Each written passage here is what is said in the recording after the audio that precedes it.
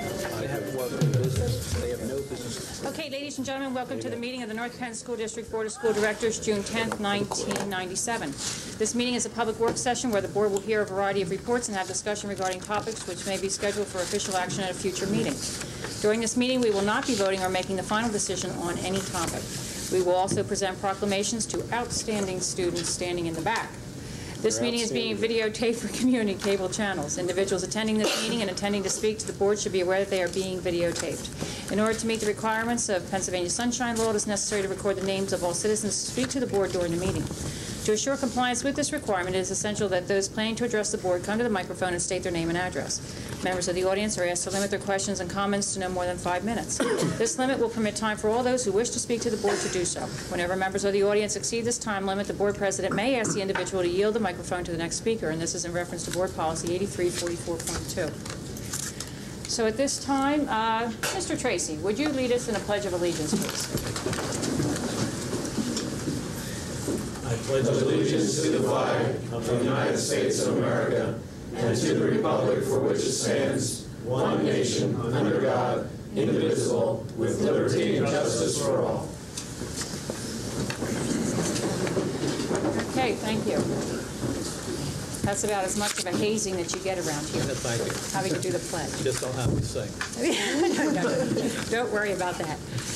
Okay, we have proclamations. Mr. Ware, if you would.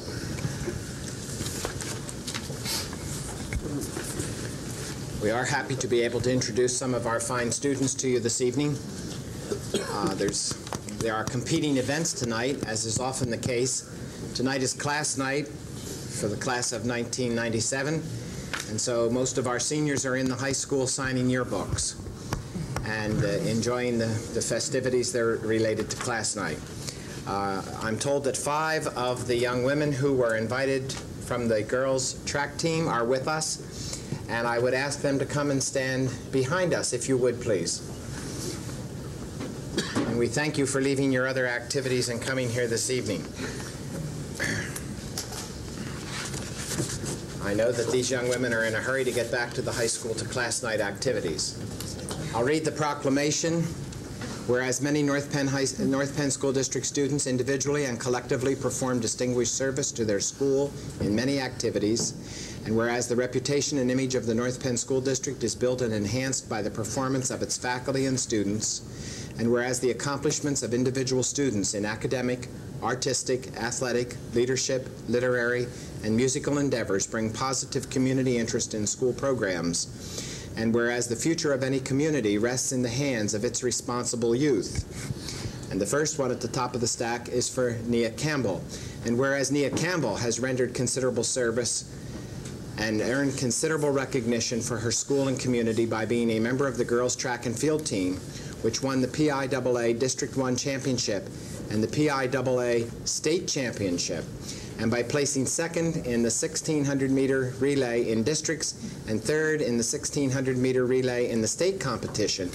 Now therefore be it resolved that the North Penn Board of School Directors go on record this 10th day of June, 1997, honoring the spirit and accomplishment of this exemplary performance.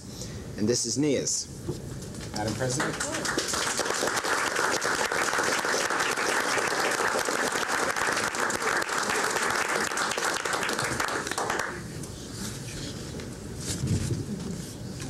Missing a coach tonight. We are. We are. That's okay, Mia. That's a short walk for someone who runs as much as you do. Congratulations. Dr. Rose, join me, please. Congratulations.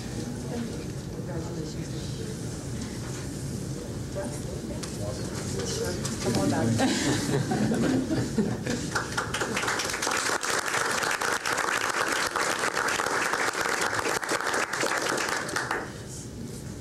The second student being called to the receiver proclamation tonight is Amaka Inanya. Amaka Inanya was a member of this girls' track team, state championship, District 1 championship, and in this case she placed 4th in the discus in districts and 21st in the discus in state competition.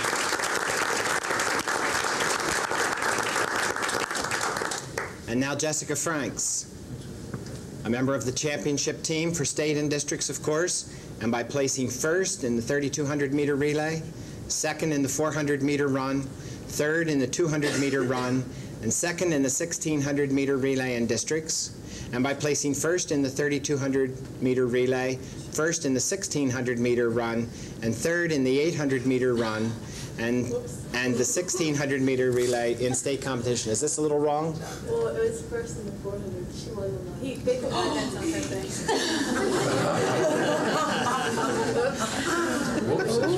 Well, we'll get it straightened out for you.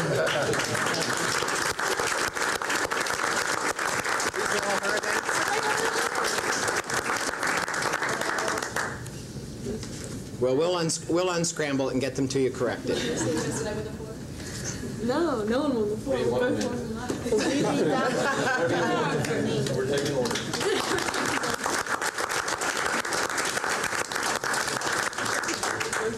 Well, I would like to introduce Beth George.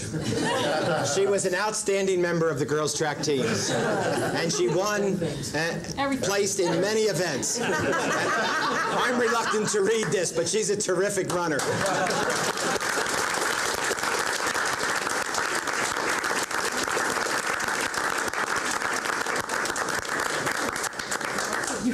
We'll get it straight. We'll get it straight. Now let's see what we've done with Cheryl Smith. Is Cheryl Smith here? Cheryl Smith. Listen carefully, Cheryl.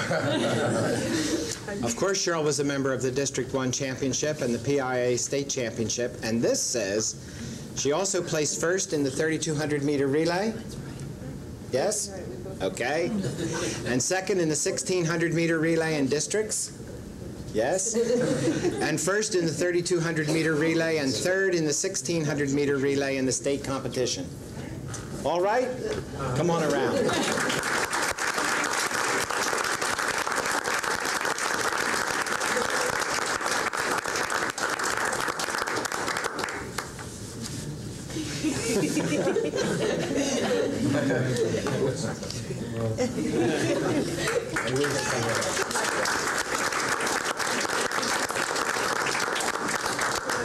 Ladies, thank you very much. And I guess you want to get back and get your yearbook signed. Again, a round of applause for these ladies.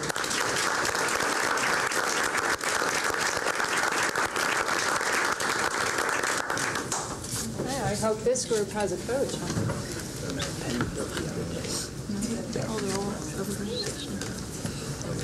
Tiffany Huff and Yvette Wisher were also invited, and we'll make sure their proclamations are correct before we deliver them to them.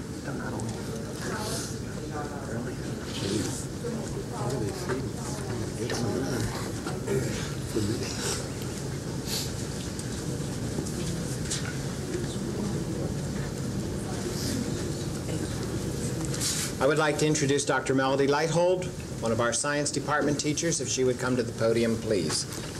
Dr. Leithold, would you be so kind as to introduce the scientists who are with us this evening and tell us a little bit about their accomplishments? Thank you, Mr. Ware. We appreciate the opportunity to come before the board and introduce to you the North Penn Stars, science, technology, and research students. We are very, very proud of them this year, and they have done a spectacular job representing not only themselves, but the North Penn High School and the community as a whole.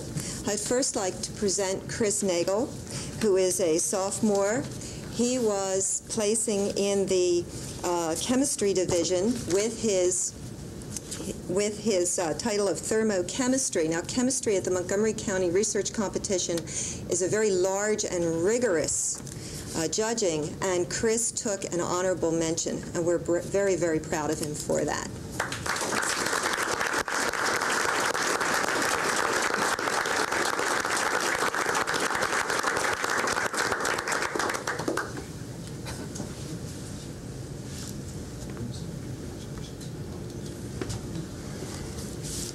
I would also like to present Janice Drew, who in the Montgomery County Research Competition entered the medicine and health category with her title of EKGs, What Factors Affect the Electricity of the Heart. and placed third in her division, in the sophomore division. Janice?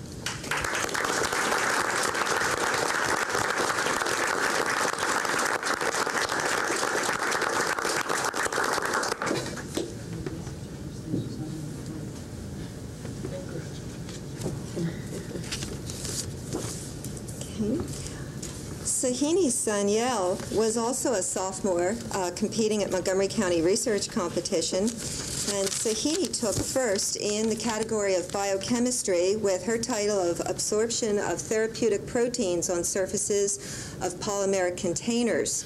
This allowed her to go on to Del Val to represent us, and at Del Val she took second place. She also received a special award from the Parenteral Drug Association, and she was honored at a reception they gave just this past week with speaking in front of their scientists and also an award by them.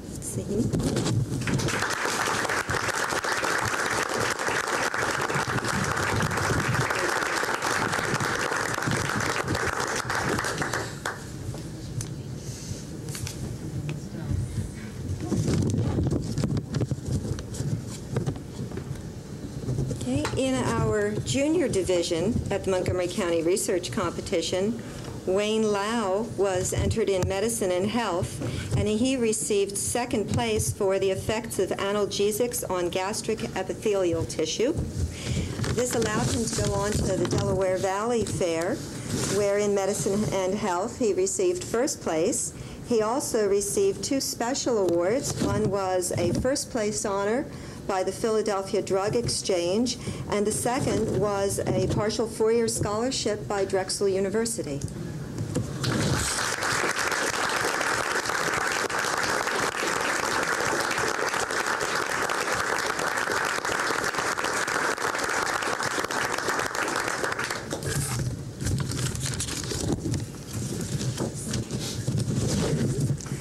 I would like to present Rishi Sanyal next. Rishi entered our junior division at Montgomery County Research Competition in physics with his essay and his project on sonoluminescence, sound into light, phase 2. In other words, this was a continuation from last year, where he had taken first place and also was then going on to Del Val. And in physics there, he took a first place, including several special awards. He received an honorable mention certificate from the Institute of Electrical and Electronics Engineers, a certificate of recognition and a briefcase from the United States Army, a certificate of recognition from the United States Metric Association, a first place award from the Franklin Institute, a full scholarship to Drexel University, and he received the gold medal for the entire 11th grade. That's the Marie Curie Science Fair Division. That gave him an invitation to go to the Intel International Science and Engineering Fair.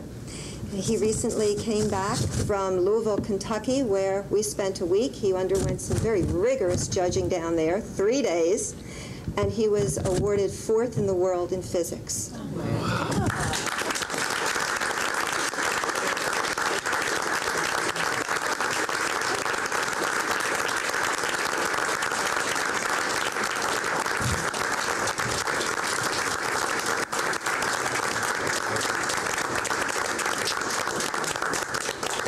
And he's a junior.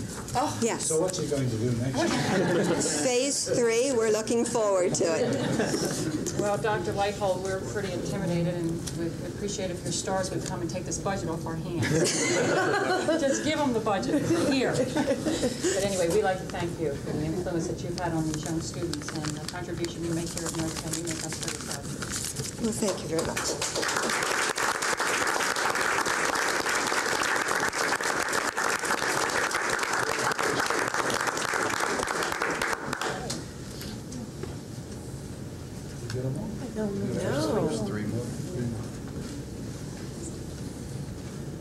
I would like to introduce our tennis coach, Toby Watton. If you would come to the podium, please, Toby.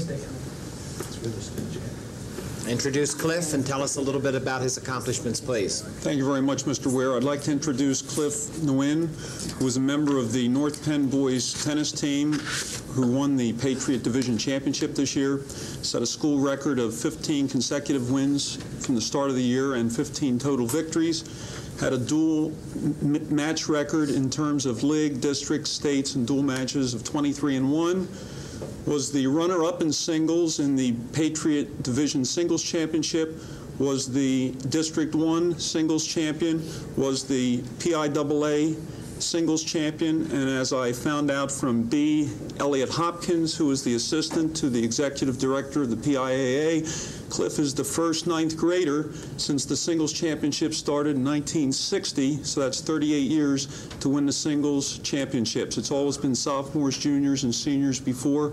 He is also the first state champion that North Penn High School has ever had, and that goes back to when this started as a club sport in 1957. Cliff.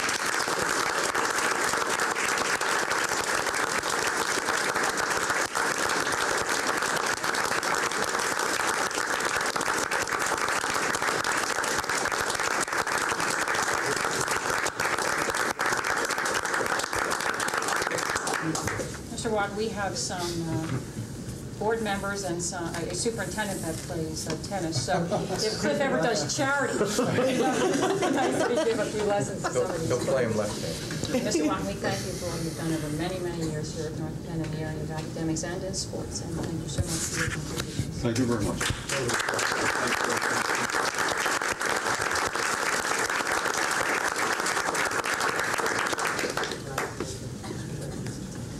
Next, I would like to introduce Matthew Atunis, who has earned considerable recognition for his school and community by being a member of the boys track and field team, by placing first as a member of the 3,200-meter relay team, and third in the 800-meter run in districts, and second in the 3,200-meter relay, and fourth in the 800-meter run in the state competition. Is that correct? Yeah.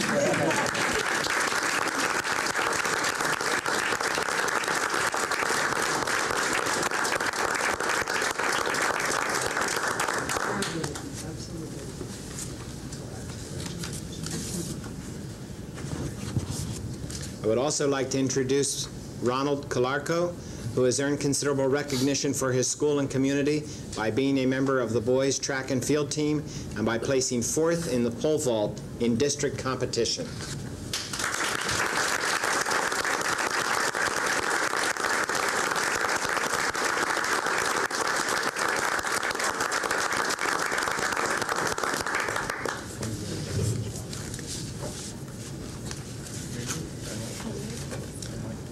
Other members of the boys track team who were invited to come this evening were Scott Condello, Timothy Coyle, and Brad Del Muto. And we'll make sure that they receive their proclamations from the board. Round of applause. Thank you, Madam President.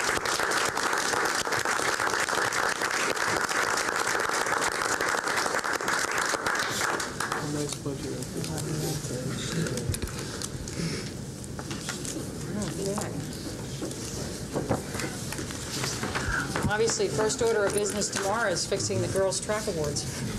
For detention for all of us. Jeez, that's all right. They want anyway. Okay. In spite of us. In spite of us, right. Okay, K through 12 curriculum. Dr. Bose, if you want to lead off.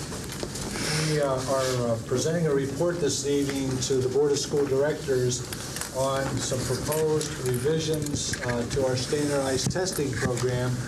We believe the revisions are appropriate for the future that young people are charting for themselves, and we are providing opportunities for that charting to be successful. We also think, as a side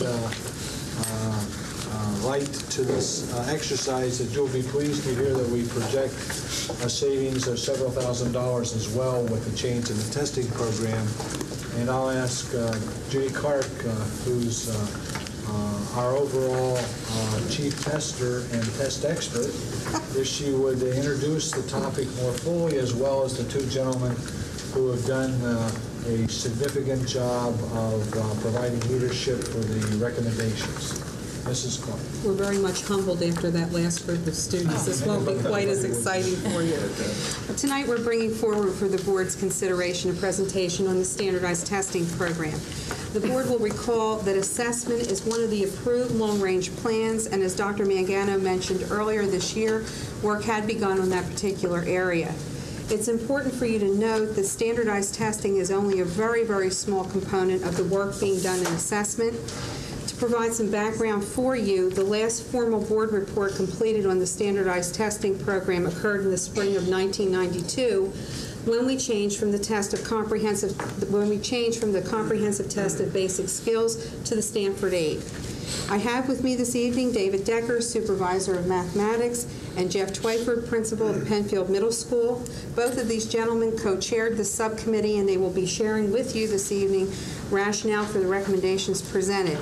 I'd like you to keep in mind as you listen to the presenters that this is only a modification of our current standardized testing program, and it is not a major change in any way. I'll turn the program over at this time to Mr. Twyford. Thank you.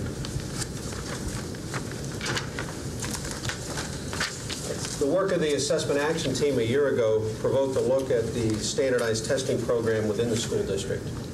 Now that the state PSS-8 test is with us and has been for 3 years, and once again that is the Pennsylvania system of school assessment.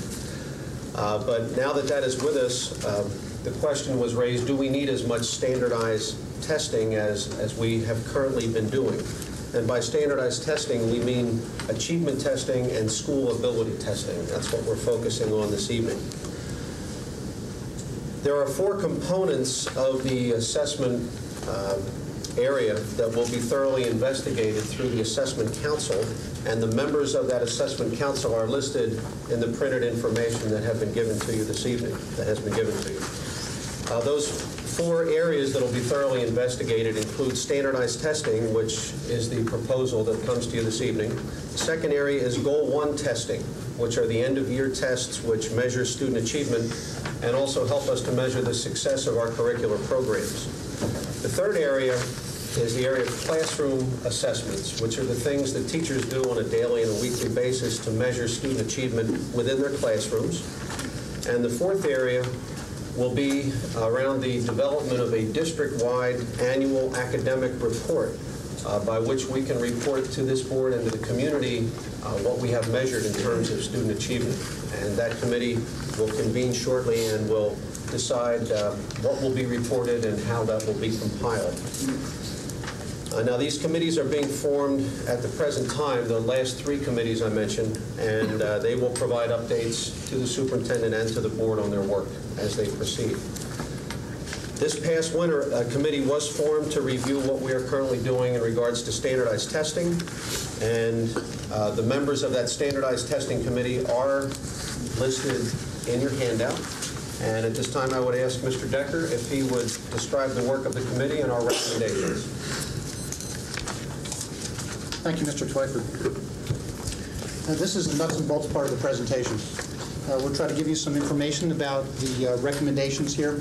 And I'll be referring to the handout, and page 3 will be the first place that I'll make some reference to. After that, the remaining few pages will have the reference for the explanations that we'll be making here and will represent the recommendations. The first question is this: why are we here? Why are we making any change in our program? There are a couple changes that have been made since 1992 when the last standardized testing program was presented. And the most significant of those is the Pennsylvania System of School Assessment, the PSS-8 test, which at that point did not exist in grade 11 and was an event that took place every 3 years. Since that time, it's become an annual process, is now in grades 5, 8, and 11 for every student, and grades 6 and 9 for every student in the area of writing. So in terms of the amount of testing involved and the number of days allocated for that has increased significantly via this state-mandated program. For that reason, we have a couple grade levels that, upon review, it became very clear that there were many days allocated for testing, 5th and 8th in particular, because 5th and 8th in the previous form had a significant number of testing in our standardized testing format, and that was with the program called the Stanford Achievement Test. So those events and other changes in our curricular program motivated a review of our current program. The recommendations I'll list are listed on the beginning on page 4, and I'll review those one at a time. And so if you could refer to page 4 in the handout, briefly, we'll just go through the list of recommendations. The first is that we'll maintain the current test and maintain the current aptitude test, which is the Otis Lennon School Ability Test.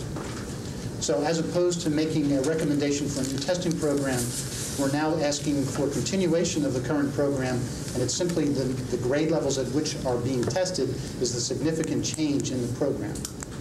We will consider a review of this test, but for the short period of time that this subcommittee reviewed our situation, we didn't feel it was appropriate to make recommendations for either a new version of the Stanford, which is now available, or a different publisher's standardized test.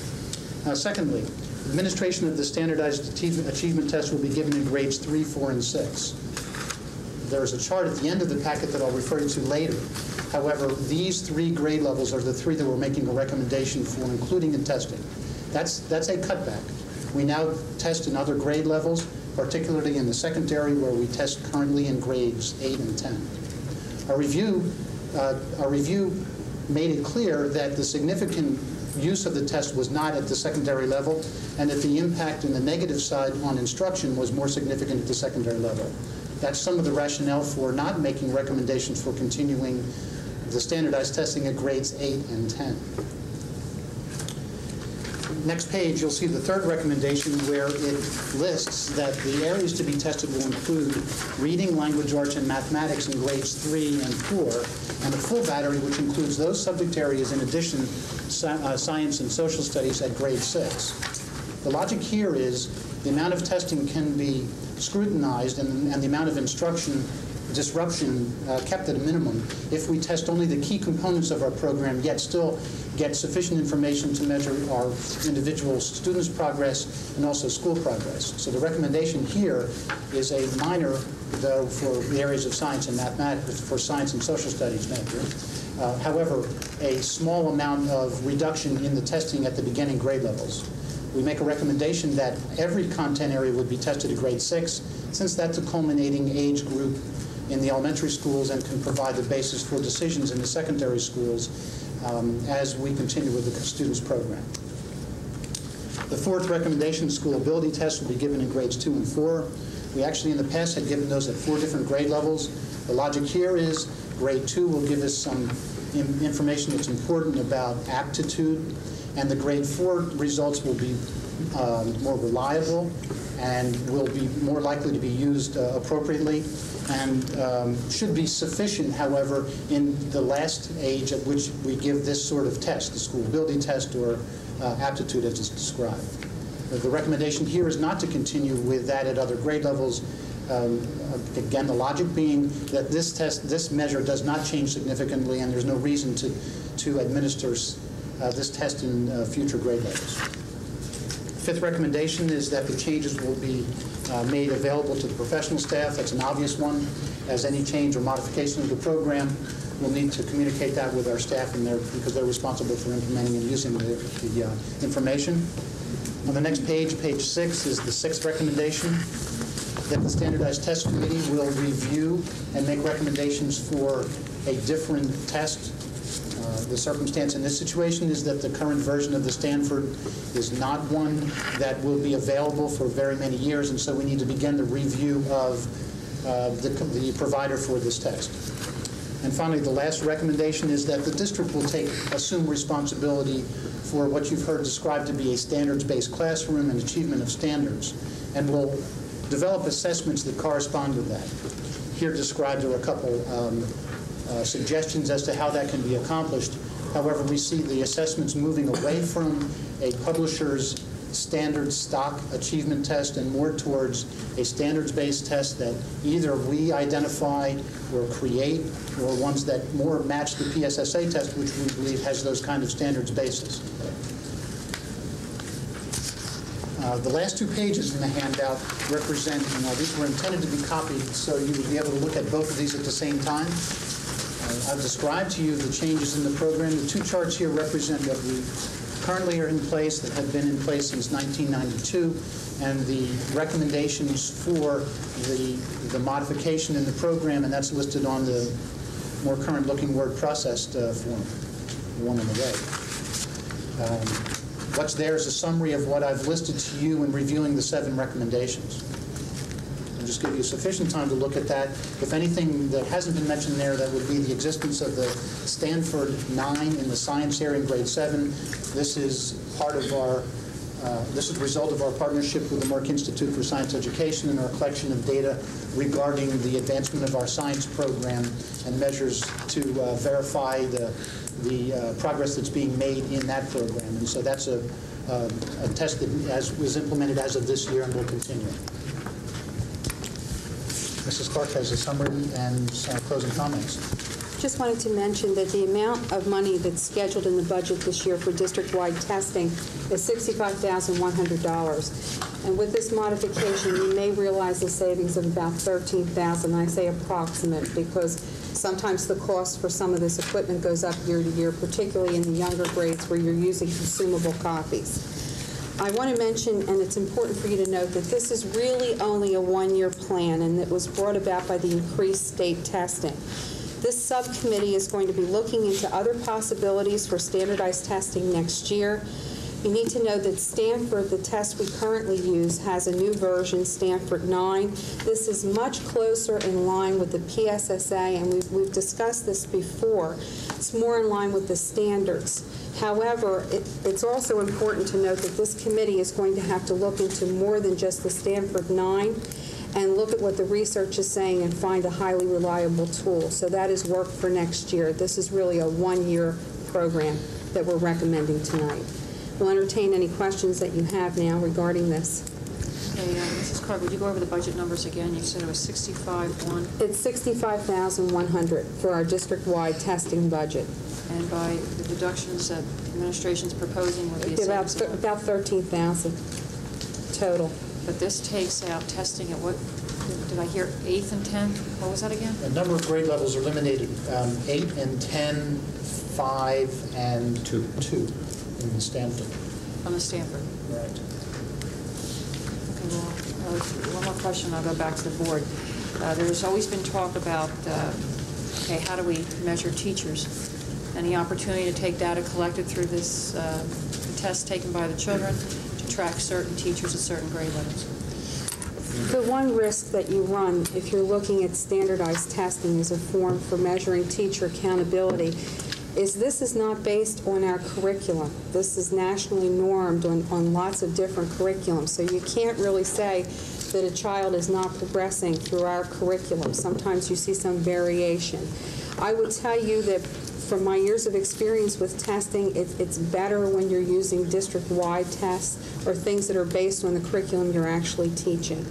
This is a piece of data. I would never want you to consider the fact that this is the only piece of data that we should be using when we're looking at students' achievement. It gives us some benchmarks, but it certainly is not the package of our entire curriculum here in the district.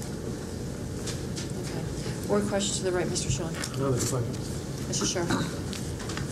Judy, or whoever's best answering this, that question though regarding teacher accountability, that would be an issue to be addressed in the subsequent year when you're deciding what sort of testing you may want to use to replace that? I think, as David said, you have to look at the whole of testing. Not only will you be looking at the one small piece of standardized testing, but you're going to be looking at the different standards that are leveled for each grade level and how children are achieving and how well they're working through the curriculum. So you have to look at a comprehensive picture of district assessment, not just one piece. I'm not saying there's not importance with this, there is, but it's not the total package. No, my point would be that when we were talking about what was to be developed or considered as a replacement in the future, not this upcoming 97, 98 year, you said this is the one-year plan. In the meantime, you were looking for something, and what I'd like to see as part of that criteria would be to provide the level of information for us within the district normed according to how we would want it normed, if not nationally, for us to see internally what we're doing. We had PSSA used to give reports. Of course, there was a lot of questions as to what bell curve did they use in their comparisons, and which other school districts were we a part of that comparison group with? And so if we're looking for something else, I would hope that the ability to assess beyond the student, but also to assess the district as a whole, or building to building. Well, we would be certainly one of need to those. get it more lined up with what we are doing. I think David had mentioned before, we like the PSSA test because of the manner in which it was testing children. You weren't looking at a fill-in-the-blank type of test, but you were looking to see if students could apply knowledge. And that's really what you want them to do. If you know that rote learning is the simplest form of learning, you want them to get to those higher levels of thinking skills. And certainly application is one of them. In the PSSA, we felt really good about the fact that the state was coming out with a test that was that strong in those areas. However, it's not testing the students in all the levels that we would like to see it done, and we don't know what the future of the PSSA is going to be. So what we'd like to do is get our program more in line with that type of thinking, and it makes sense when you look at a standards-based curriculum.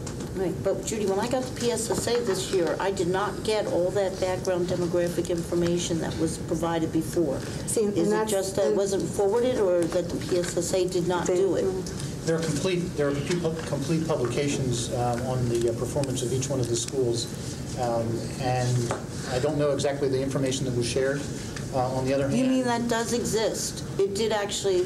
there are publications that describe the many details on each school's performance, yes, and other aspects of Okay, then if the school district program. has it, I would like it, because I have it from past years. I thought, my understanding was that they had eliminated reporting that to the schools. And if they still provided it, then I'd like to see that. It's available. It is available. That additional information. But that's the old data. We have not gotten results yet from this Data year, and when we do, we will give that to you. We received less than 2 weeks ago, and it's the 95, 96. But we'll certainly be glad to share that. Well, we received scores though this fall. That was from last And year. that was from last year. That did not include the demographic data either. Recently, it's called the profile, and I think Right. that's what you're talking about. Exactly. That was The just district released within profile. days. And it's, Okay. it's a 95, 96. Okay, when I got it from whether it was for the previous year, last fall, when I asked about the profile information, I was told the state didn't do it this year, and if that's continuing, that's why I was looking for that to be filled in by us. What are we doing for the kindergarten and first grade? Kindergarten isn't here. We used to have entry testing there, and now we're going to drop the first grade Otis Lennon School ability testing. So is there any skills assessment at all for our younger students? When we drop the ESI, the early screening inventory, you need to know that the primary function of that test was not that it was an IQ test. It wasn't intended as a test for school readiness or an entry examination. Really, when we went to using that test before, we did not have early intervention services available, so it helped us to identify some kids that were really at risk. But it was geared that 98% of the population would pass it with no problems. And kids that have been exposed to nursery school, that have watched Sesame Street, picked up a lot of the skills that you tested on that test. So I wouldn't want the board to ever think that that was a measure by which we group children. It was never, ever intended to be that way. With the early intervention now coming into play, most of the children that have severe special needs are identified long before they ever get to our doors. That did not happen 7 years ago. So what we have available in kindergarten and first grade, and I have some strong opinions. I've shared them with Dr. Bose. I think he shares them also. You have a lot of fluctuation with children developmentally up to the age of 7. And sometimes you see them blossom after that, and you just think, wow, what happened? And I think it's really critical that you have teacher observation and people in the school building that are tracking students, but not where you're testing them and pigeonholing them into specific areas. I think it's harmful to children that young. If we have a child that has ability where they're far surpassing the teacher saying this child is bored, the counselor is able to administer a Slauson IQ test. We can move on to more formalized testing and get them involved in a program. So all of that is available at those very young levels. But I would not want you to think that there's a test available that can really rule out those developmental issues that young. I mean, it's really difficult when you start doing that. And as a practice, I would say for any school district, that's not a way to go. You don't want to label children that young. I don't know that it was used for labeling, but gazelles was something that first graders used to take when my child was younger, and there was always something that was used, and I don't know that it was ever used for a specific A lot of times what they would say with the gazelle is that a child wasn't ready for school. And I think that's really a value judgment made by the tester, and it's a serious value judgment. I think with the programs that we offer for kids now, it's unconscionable to keep kids out of school an extra year. We have the ability to service those children. And maybe years ago that test was very useful. I would say it outlived its usefulness in the times we live now. But I'm just saying, so there is no testing that you have that you intend to administer, because kindergarten's not even listed. I didn't know if there is anything. But each school building has a psychologist servicing the building, and they're able to provide testing if a child needs it, individual testing. Well, there's no ability grouping at those grade levels anyway. Correct. Could you clarify this? A psychologist is servicing the building. There isn't a psychologist per building. No. There's only 5 psychologists for the whole district. The whole district. The whole district. 12,000, 13,000. That's right. Okay, great. But we have a counselor in each building that also is able to do screening as part of their job function. Okay, great. Mr. Weiss. I think I'm going to ask you to repeat yourself, but understanding that this is a one-year plan, there was a change in the way the Otis Lennon ability tests were doing it in years 2 and 4 instead of 1, 3, and 6. But then the comment was made that at the 6th grade we're getting an entire battery of tests. It seems to be the culmination of one part of the school career prior to the secondary.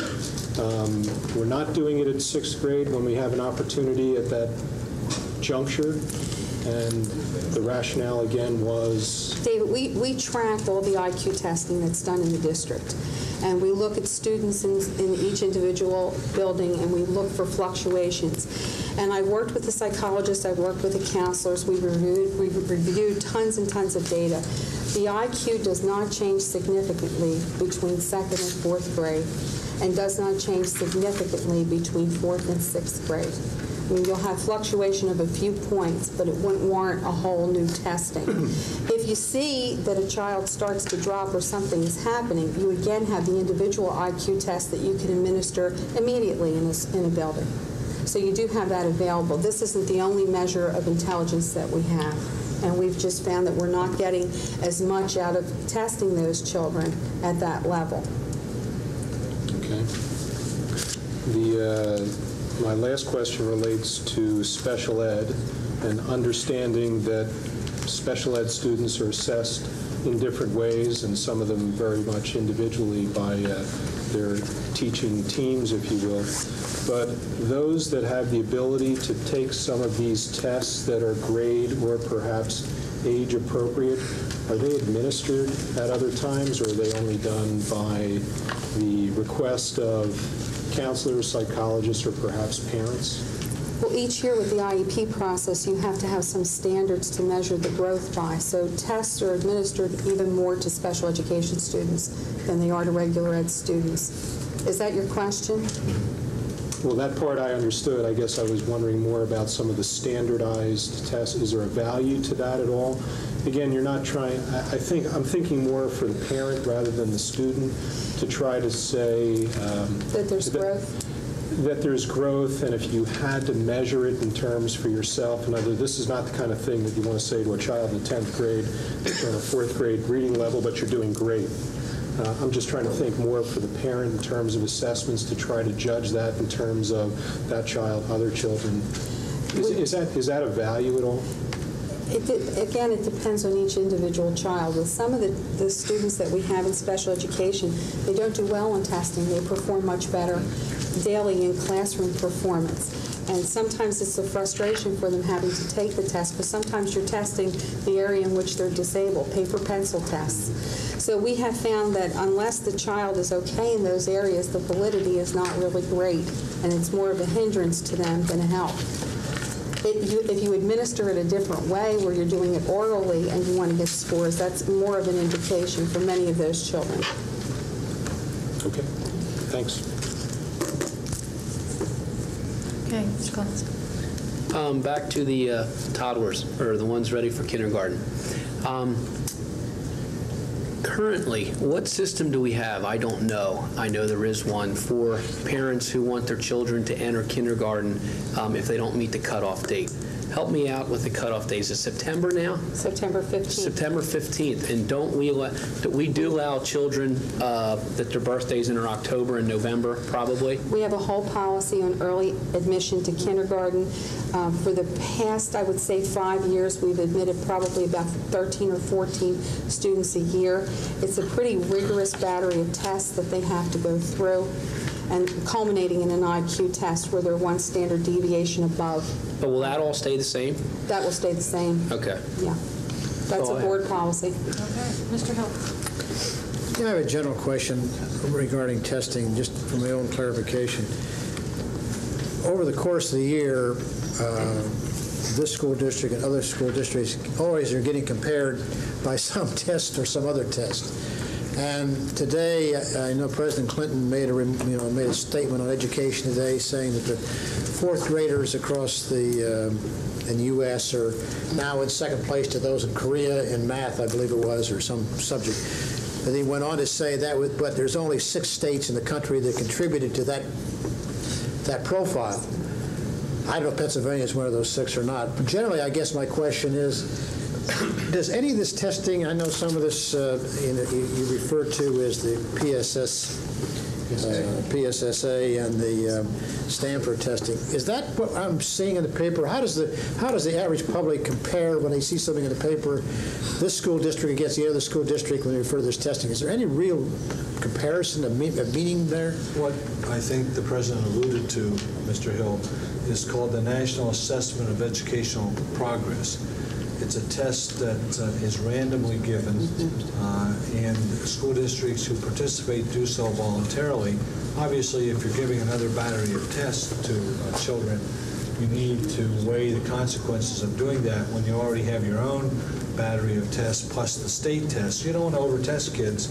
You don't want to test them to the point where they're spending more time taking tests than they are sitting in class learning. So I don't know, Judy, have we ever been a part of the NAEP sample? We have 1 year in which there were state samples drawn, and North Penn Junior High students as of 8th grade in the math area, and it was a random selection of 30 students. That's how I spent 17 years in one school district in Indiana, and I don't even remember 2 times in the 17 years our being requested to be a part of a national sample. So the thing to remember about the National Assessment of Educational Progress is it's a U.S. test. It is sponsored by the Commission of Education Commission of the States, which is run by the governors. And it's a sampling process. Sometimes you're part of the sample, sometimes you're not. There's been an effort in the last 5 years to use that in other countries to compare U.S. results with foreign national results. The problem is the sampling in the foreign nationals is not always equal to the sampling in the U.S. So the Italian sample, for instance, might be a school system near Naples, whereas the U.S. sample is statistically reliable. The other samples have not been found to be statistically reliable, but there's still this ongoing effort to compare national scores and using the U.S. model as the test, particularly in math and science, to make those comparisons. That's probably what you heard the President. Well, that's probably it. I guess the core of that question, though, really is, over the course of the year, we see other test scores come through from different things that are locally generated, or I mean, statewide generated. Are we in those comparison tests, or is that samples done, or is the whole district done in those, or how's that done? We generate comparisons with other school districts in a number of ways. The Stanford test, for example, is normed on a national sample. A group of students, what is described, what's selected by the publisher as a national comparison group. Each year then, when our students take the Stanford achievement test, the results on that test are compared to that sample that took the test a few years back.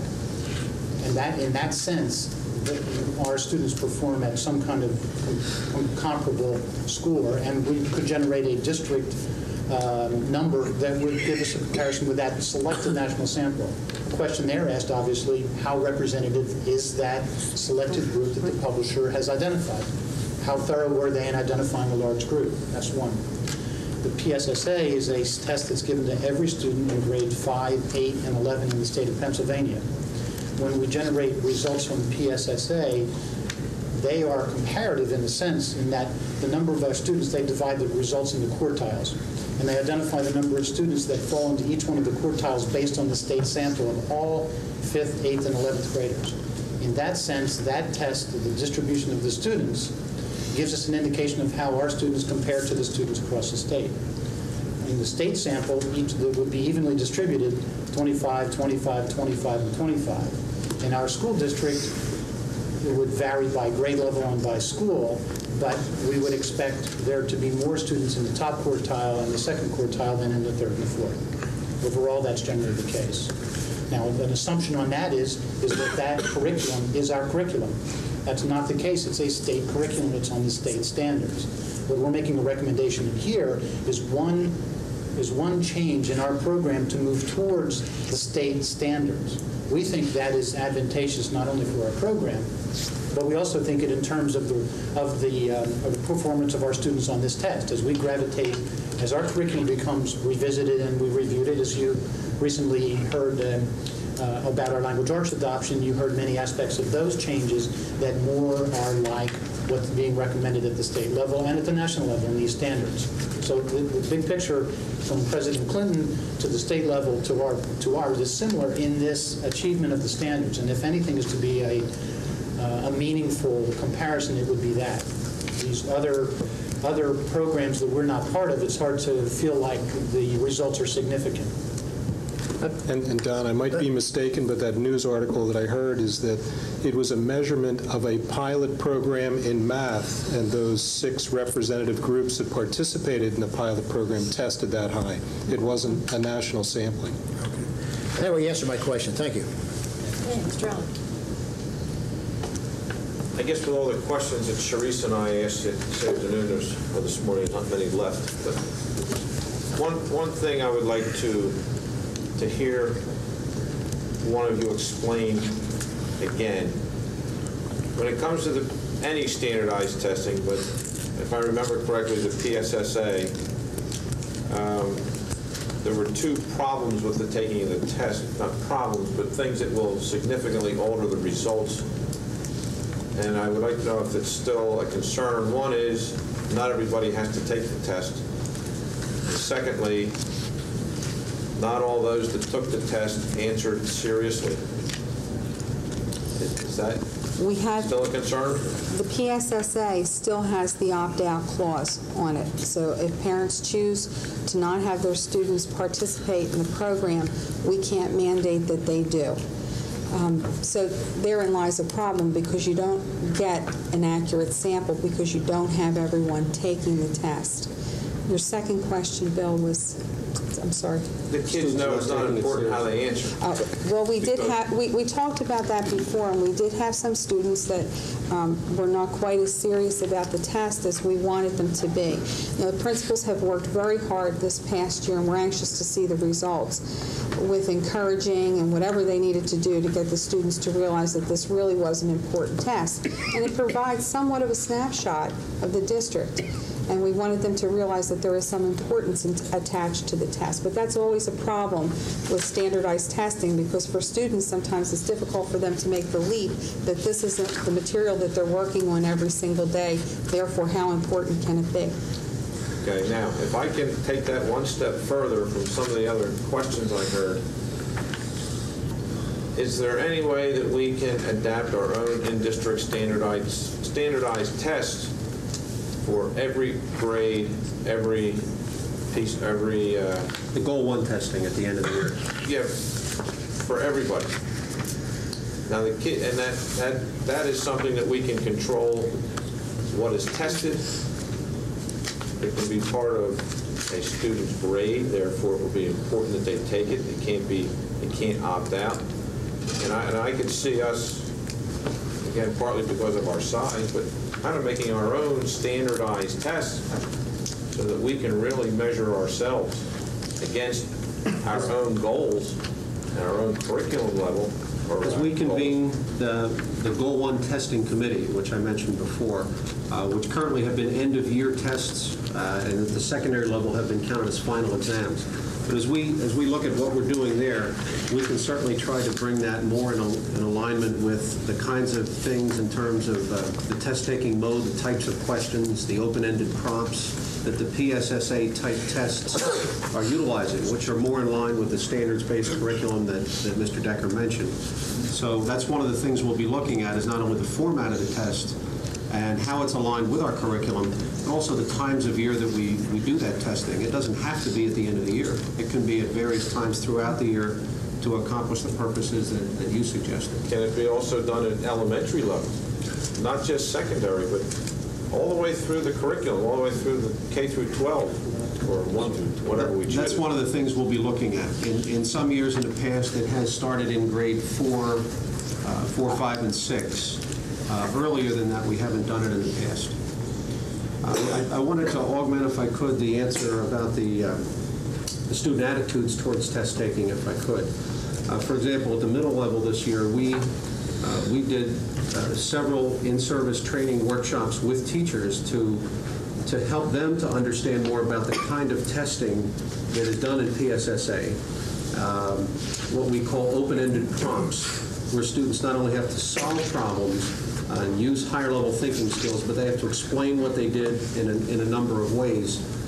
And teachers were then able to use those in their classrooms as part of their daily and weekly assessments to prepare students, not specifically for the test, but in the format of the test. In past years, students weren't necessarily familiar with the kinds of questions that were on there and how to answer them properly. So we did a lot of work with teachers in terms of using those things more often in their classroom. In addition, some of the reductions that we've proposed here should help with those attitudes. From the student perspective, an 8th grade student who we asked to take the PSSA test seriously in late February, he thinks, I did 4 or 5 mornings of testing back in October. This is probably the same thing, because students don't necessarily like to sit there for 2 hours, 3 hours at a time and take these tests either. So by eliminating what they were taking in October, this would be their only testing like this in their mind for the year, so that should help as well. Okay. Thank you. Mrs. Krieger. Yes.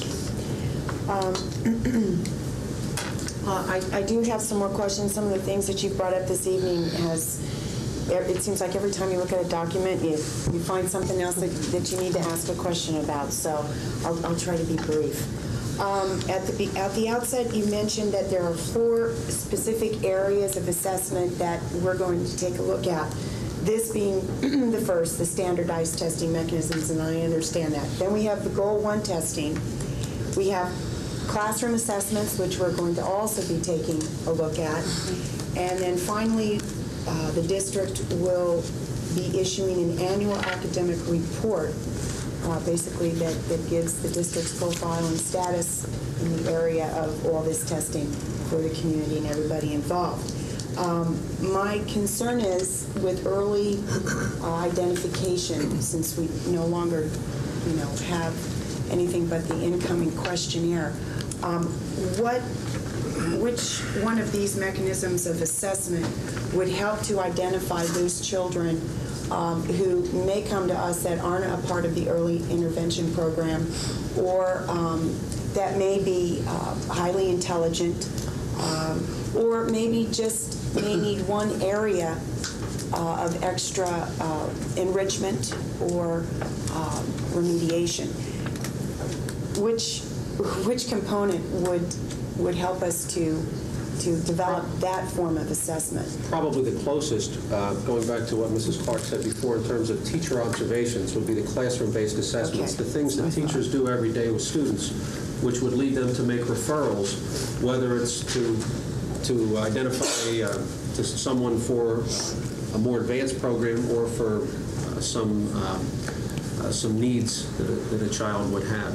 Sharice, also with the brand-new teachers that we have, because that was a concern expressed that maybe they wouldn't really have as much background in pinpointing some of these issues. We do work with them when they come in for induction, and we give them a brief snapshot of things to look for, and we continue that during the school year. And each year they build upon that and become more well-versed in picking out those types of abilities or disabilities. And you quickly can see that in a classroom when you look at 25 students and how they're performing. Okay, how soon do we anticipate getting started with that form of assessment review? These are committees that will begin their work and make recommendations. We expect them to begin right away at the beginning of the next school year. Okay, so this is something that we will be taking a look at within the next school year. Yes. The goals one, the classroom assessments, and the development of the annual academic report. Okay. The new academic standards. Have all of those been approved by the governor, or are there still some that are tied up in committee that really have not been finalized yet? There are still some tied up in committee that have not been finalized yet. Which ones in particular? Could you be a little specific? There's been discussion about the math still as a discussion point. And the reading? And science. The math draft has been released, and it's a matter of, I think, just finalizing that. I don't believe that's controversial. The math? Yes. What about the reading? Because I understand there was some major things with the reading. I'll be straightforward. We're not well informed about we are not well informed about whatever is going to be released here. We hear bits of information over a period of time, and what we've received recently has not been definitive. So we've got, right now, at the current time, we're at the mercy of whatever their latest product is, and we have not heard that recently. So at the current time, we don't have a definitive copy of the new academic standards. Only draft versions, and we do have those at least in the math area, and frankly, I don't know the other areas. That's just not something I paid as much attention to. Okay. I'm a little concerned then, because we're being told that the PSSA is testing according to the new standards. So I guess my next question is, to what standards are we testing? The PSSA is a test that has not changed significantly in the last 3 years. If it's going to be modified, it will be reflected in these standards. Okay. We expect that modification not to be dramatic. We don't really expect it to be then that brings me to my next question, because Judy mentioned that the PSSA is not curriculum-based per se. However, in the recent language arts review, more times than not, we were told in the development of the new text that, in fact, the curriculum was going to contain a lot of the things that were going to be included in the new standards, and that, therefore, our new curriculum would be in line with where the PSSA is going. And because of the significant amount of money that we have just laid into our new language arts program, I guess I'm a little concerned to what, the most recent results that we've received, we've just said are not, the curriculum really didn't meet those academic standards that were being tested, and now we're going into a new curriculum, and I think we're going to have the same situation in reverse until all these new standards are finalized. Am I right in my thinking? It's a very reasonable question. I don't believe there's cause for concern. A savvy publisher will recognize educational trends, and in the case of the publisher that we've selected, has done exactly that and has developed a program around what these trends are, including Pennsylvania standards and as well national standards, which seem to have more influence on this. Okay, but do we have a savvy idea about what those trends are going to be? Absolutely. I think there's no question about that. It's represented in the research that we discussed earlier today. The recommendations from our committee are well-founded in current educational practices, et cetera. I personally have no reservations about it, but I don't feel comfortable talking about the language arts program, seeing that that's not. No, I understand, but can you understand my concerns, though? Exactly. Because of what has been said to us as members of the board of directors when we've participated in curriculum reviews, and we're told one thing, and then now we're here discussing assessment, and we're still up in the air as far as the state's concerned with some of the things that we were told would be delivered. So I am a little concerned about. That's why that committee is where we're ongoing, going. though. As information gets fed to us, we will continue to look at those things that you just brought up. Okay. And also continue to look at the manner in which students are being tested. That's why we're excited about the PSSA. It was the first test we've seen in a long time where you're actually getting students to think and analyze and evaluate material, which is really what you want them to do. Okay. In regards to the kindergarten questionnaire that we do now, I think I would like to request that a copy of it go to the board just to see it so that we're aware of it, so that we know, especially for me as curriculum liaison, that I'm up to date with what it is that we are asking of our incoming parents. Also, if there is any type of questionnaire that we give to new people moving into our district when they first come. I don't remember filling out anything in particular to my children's achievement when I moved here 5 years ago, and I don't know if we do that, but if we do, When someone registers in a building, we do give them basic reading and math testing so that we can place them appropriately in classes. Right, that did occur. You're right. You're absolutely right. That did occur.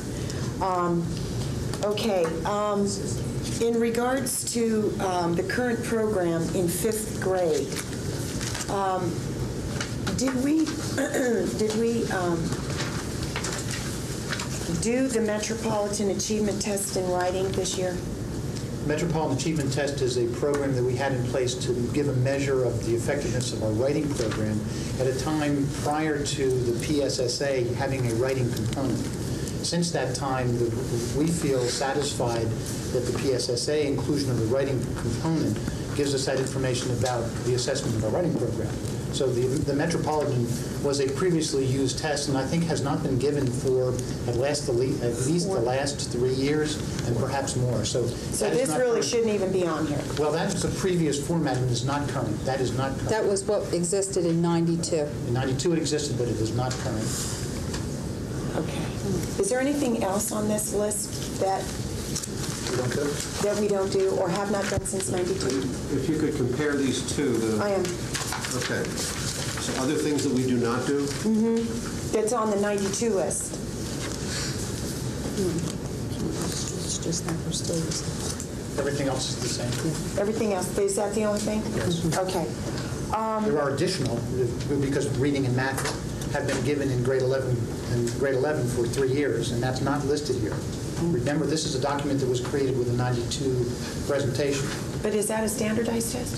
That's not a The standard. SSA in reading and math in grade 11 is not listed here, even though it is a current. It's current. It's also recommended, because it's what we currently do. But that state mandated, we didn't have the option of agreeing to that or not. Okay. So that in a sense, that is an addition to what's here, but not something that's here that we don't do any longer. Okay. Also, I just want to mention that I'm pleased to see now a new form of assessment for science, and you explained that pretty well to Bill and I this afternoon, but I'd like for you just to talk about that a little bit before we close on this discussion tonight, and explain to the community and to the rest of the board exactly what that Stanford 9 science assessment is all about.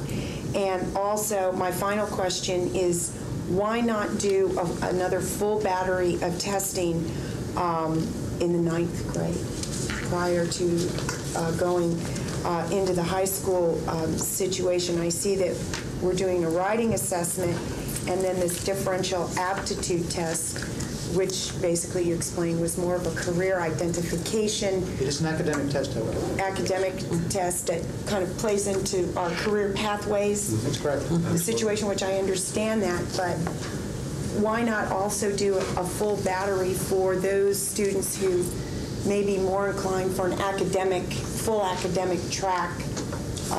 What we find in 9th grade, and we found it in 8th grade and 10th grade, but I would say in 9th grade as well, is that we really gained little new important information from the testing in 8th grade and in 10th grade.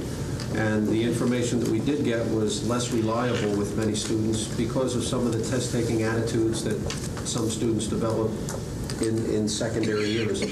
So we found that it did not really serve a useful purpose, and the students are better served by having instruction during those days than participating in the testing.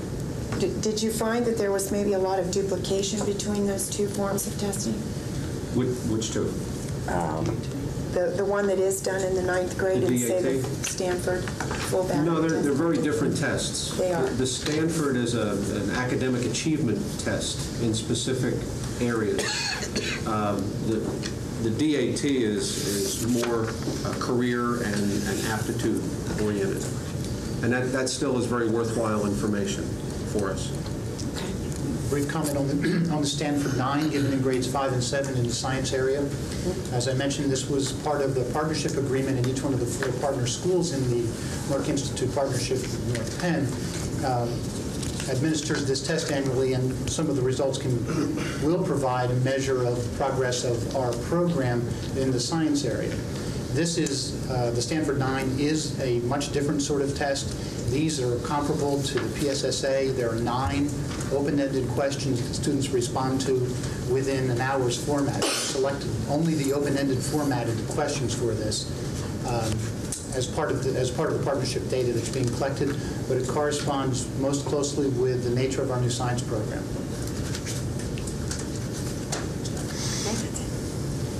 Mr. Mosey. Thank you. I'm looking at page 7, and I'm looking at the original we got in our packet, because that's where my notes are. Okay. It may be a different Still page 7. I'm looking at the first star next to Stanford, where it tested reading, math, social studies, science, and English, and then the second Stanford test was reading, math, social studies, science, English, and thinking skill scores.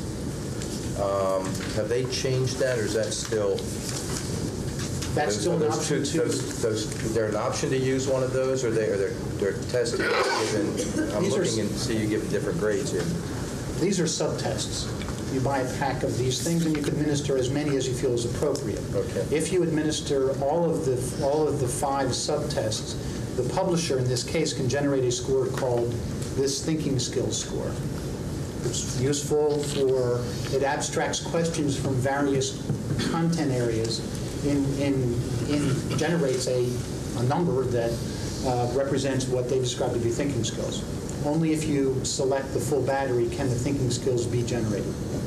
Okay.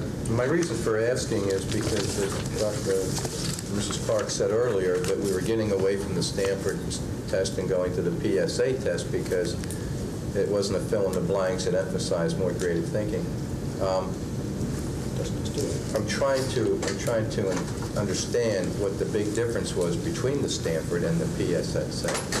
And I guess my concern is that we can fall into a trap where we can start educating and we can start channeling our efforts exclusively to testing so that kids do well. For example, I just found out recently in the state of California a number of years ago, they were giving assessment tests to 7th graders and 10th graders.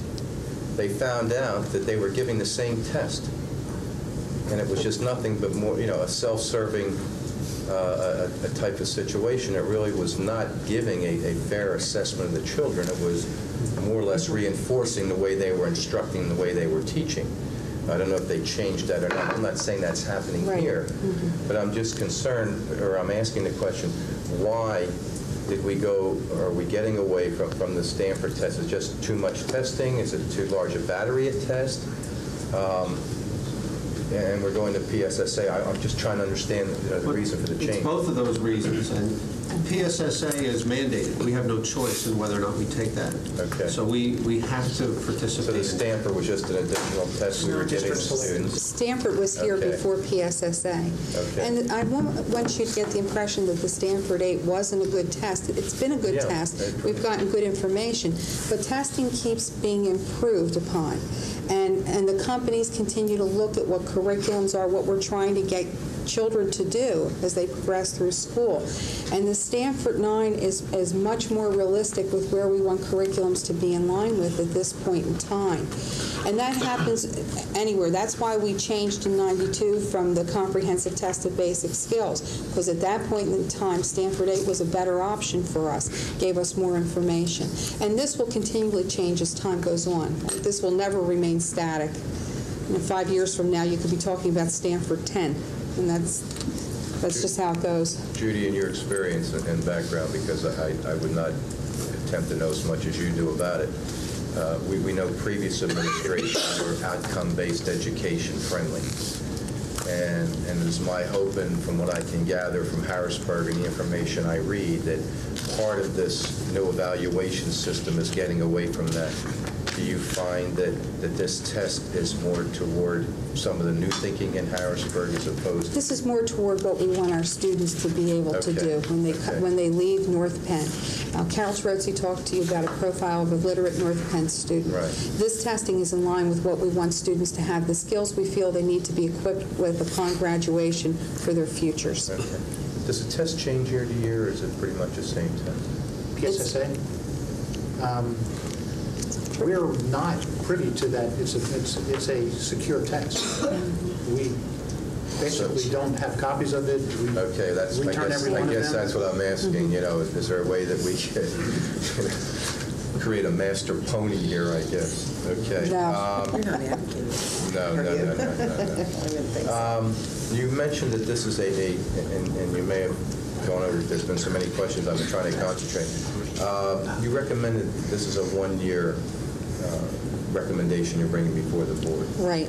It's really Why is it only 1 year? It's really a modification because we're finding in certain grade levels we're over-testing. That 5th grade is a typical example. We do the Stanford, then we do the PSSA, and I bet you those students have missed probably about 8 days of instruction with having to take those 2 tests. So this modifies it.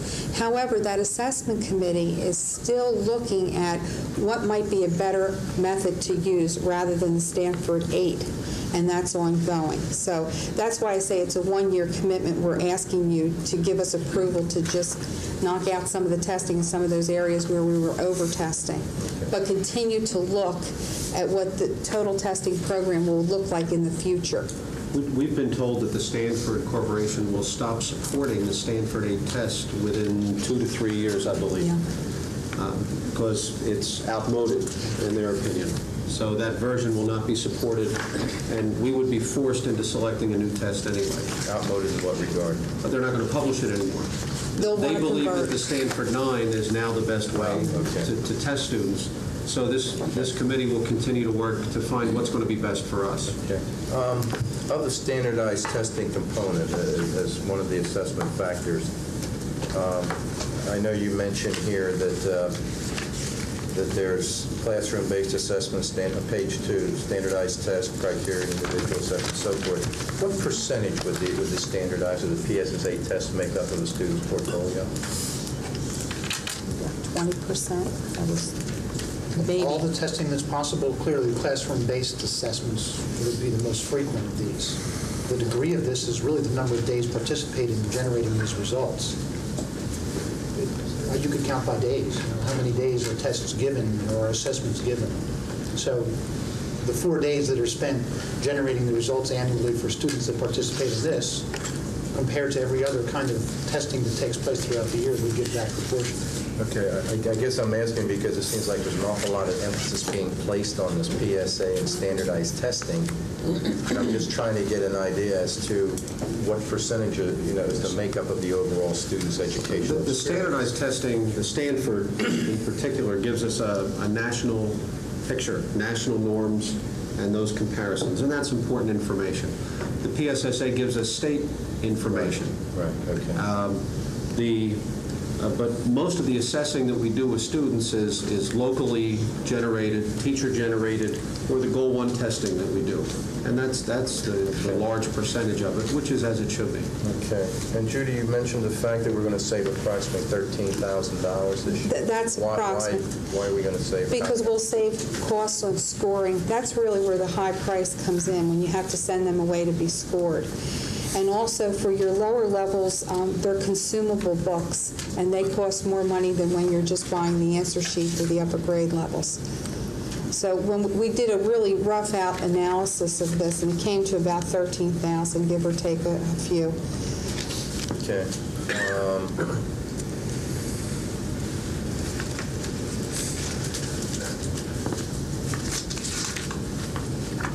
On page 2, if you could, for me, the assessment down at the bottom, the assessment practices include classroom-based assessment, standardized test, criterion reference test.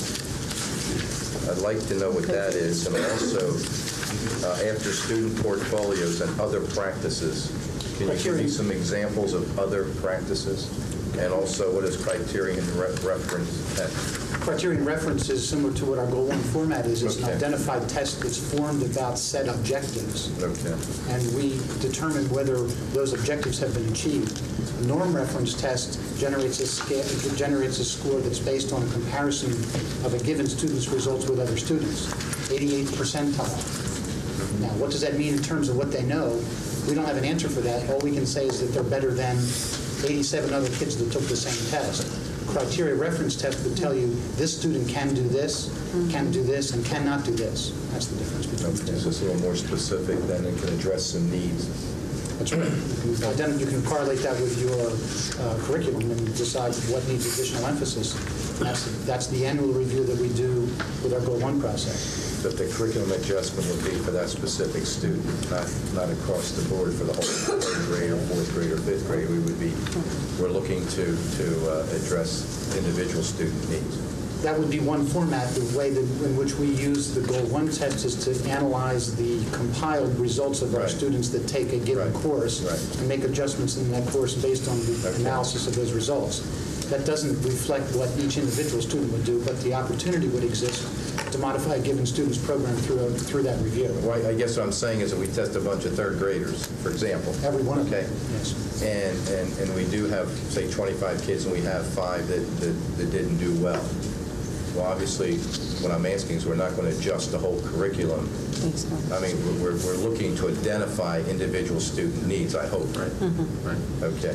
Yes. And my final question is, if a student goes through all 12 years of K through 12 in North Bend School District, over the course of the 12 years of education, how many times is the IQ test given? What years? The Otis Lennon is not really an IQ test. It's a group school ability test.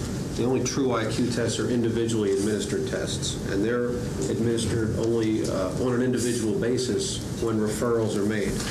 But the Otis Lennon School Ability Test would now be done in 2 grades, and that would be 2 and 4, I think? Yes. Grades 2 and 4, and that's on the new chart here. But we don't give... We do not give an individual IQ test to every individual student. No. That's not done anymore. Only based on need. Thank you very much, Madam Secretary. Okay. I heard you say that 8 and 10 elimination of Stanford test push kids towards the PSSA. Is that correct? Yes. Wouldn't the same conditions prevail? Because was Stanford mandatory? Are the kids required? So there's always opt-out of any of these tests. That's correct. Okay, so where would By there our be... own policy, Where would it's that... opt-out. Where would the play of a push come in here when the PSSA test is a state test? With that is attached the boogeyman that it's a state test. And that parents would rather have a Stanford administered and purchased whatever by the North Penn School District than what they perceive to be jumping through a state hoop where God knows where the records go. It's interesting that it worked out the way that it has. You may recall that the previous policy in place, and I may say it this way, a previous policy in place may have had some influence on this. That policy required each student to have a parent permission to take the test. And what happened, especially at the 10th grade level or the 11th grade level, was that students figured out that some other students had their parents sign for them not to take the test, and they figured how to have their parents do that as well. The impact of that was that the students at that grade level didn't, as a group, approach the testing as seriously as we would hope. Now that practice has changed, and we're gravitating now towards more of a positive attitude about taking that test. Some of the work described by the principals in each one of the schools this year has contributed to that. On Also, the other hand, that's had some influence. Also, Donna, on representational consent, where you approved the lists in August, last year when I brought that forward, I asked if we could put Stanford on there as representational consent by the board. Now, and what I said what I would do was inform parents, which we have, and they still have the ability to opt out, but it's not where we had to get written parent permission for them to opt in. And we did see the participation rates go up somewhat using that course of action, as opposed to when we were requiring every student to have a permission slip. And it worked out okay in the elementary grades, but at the secondary level, it was mind-boggling to secure that. Well, with the number of 10th graders that decided not to take it, which influenced other 10th graders, I just don't perceive the kids nor their parents to be sheep. There is a reason, and there's a prevailing reason with parents calling other parents, calling board members, whatever, and it's the attachment that it's a state test. And they don't answer to the state. So I think that we have to be sensitive towards that political disposition towards many of the parents hold. That seemed to be mostly a high school phenomenon this year. Sure. In the middle level, when parents would phone or write in about not taking the test, frequently phone calls were made by counselors to make sure they understood what the test was and the purposes for it and what would be involved. And in many cases, parents changed their mind and decided that they would have their student take the test. So we had very few students at the middle level that did not take it this year. My concern is that that this PSSA test does have more influence than it should have on our school district, which we certainly quote that we embrace higher standards than what state norm would be. And I don't know why we need to wait upon or posture ourselves in light of that test that we not just simply exceed what, the direction in which PSSA is going and teach past those tests and teach beyond those tests. I worry that we are purchasing curriculum and moving towards doing well in the state test. That's not as really opposed to our going goals. past it. Not at all. I would describe our goals as more ambitious than that. Okay, that's what I need to hear. I'm not hearing any ambition here. I hear meeting requirements. No, we're not. No, that's not really our intent of this. The curriculum that really motivates all of this, you recently adopted a language arts curriculum, speaks to what happens to be consistent with the PSSA test, and that's why we continue to bring this up. We believe this is a good test. It has good items. It challenges students. In that sense, we like that program. We believe that's in the best interest of our students. And we've trusted you and agreed to fund it. Yeah, and we believe that in selecting our curriculum, and that's what we really mean here. Donna, you would not hear consensus at this group that former state tests were great tests, but this one is pretty good. So it's a departure. Last question. When I've been here 6 years, and we've had testing over 6 years, and we know that some schools do better than other schools for a variety of reasons, and which the experts never come forward and really tell us why. When we locate glitches in our curriculum in a certain school, where's the corrective plan? When do we ever hear about a corrective plan? We test and test and test and test, and parents get those tests, their child's tests, but they don't see their child in terms of the big picture. When do we hear about a corrective plan? Because I can't believe for all these years we're doing just fine. Because I know we're not. I know some areas there's been glitches. Principals take those test scores very, very seriously. I will say that as a former principal, and I will say that for Jeff sitting here. If you're finding that your school is not performing to where you feel it should, principals will meet with groups of teachers. They will talk about how students performed. You will look at the individual performance of those students. You will talk about the curriculum. You will map some action to make improvements. I mean, these tests are not just something that kids take and nobody looks at the data. That is hard data to see. But we never get a corrective plan once the results are in. And I will tell you that there's patterns of concern. Within the buildings, principals can tell you what they have done to work on those particular problems. Okay, we see the lineup of how schools fared, I guess, in the local paper not too long ago. This school was here and this school was down here in math reading. Well, what are we doing about it? We don't make that public what we're doing about it. So I think this board and this community needs a corrective plan that is made public. It's fair to say that that's aggressively done in each one of the schools. Okay. We need to do a better job promoting that. Okay. All right, ladies and gentlemen, this is your time. If you're so inclined to ask questions of staff we have with us tonight in the area of standardized testing, please feel free to come forward and ask your questions. Yes, ma'am.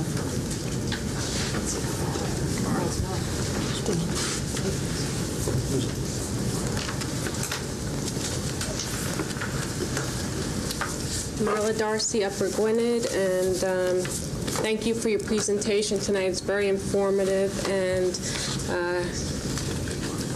once again, Judy, it reinforces for us what a lost year going to be.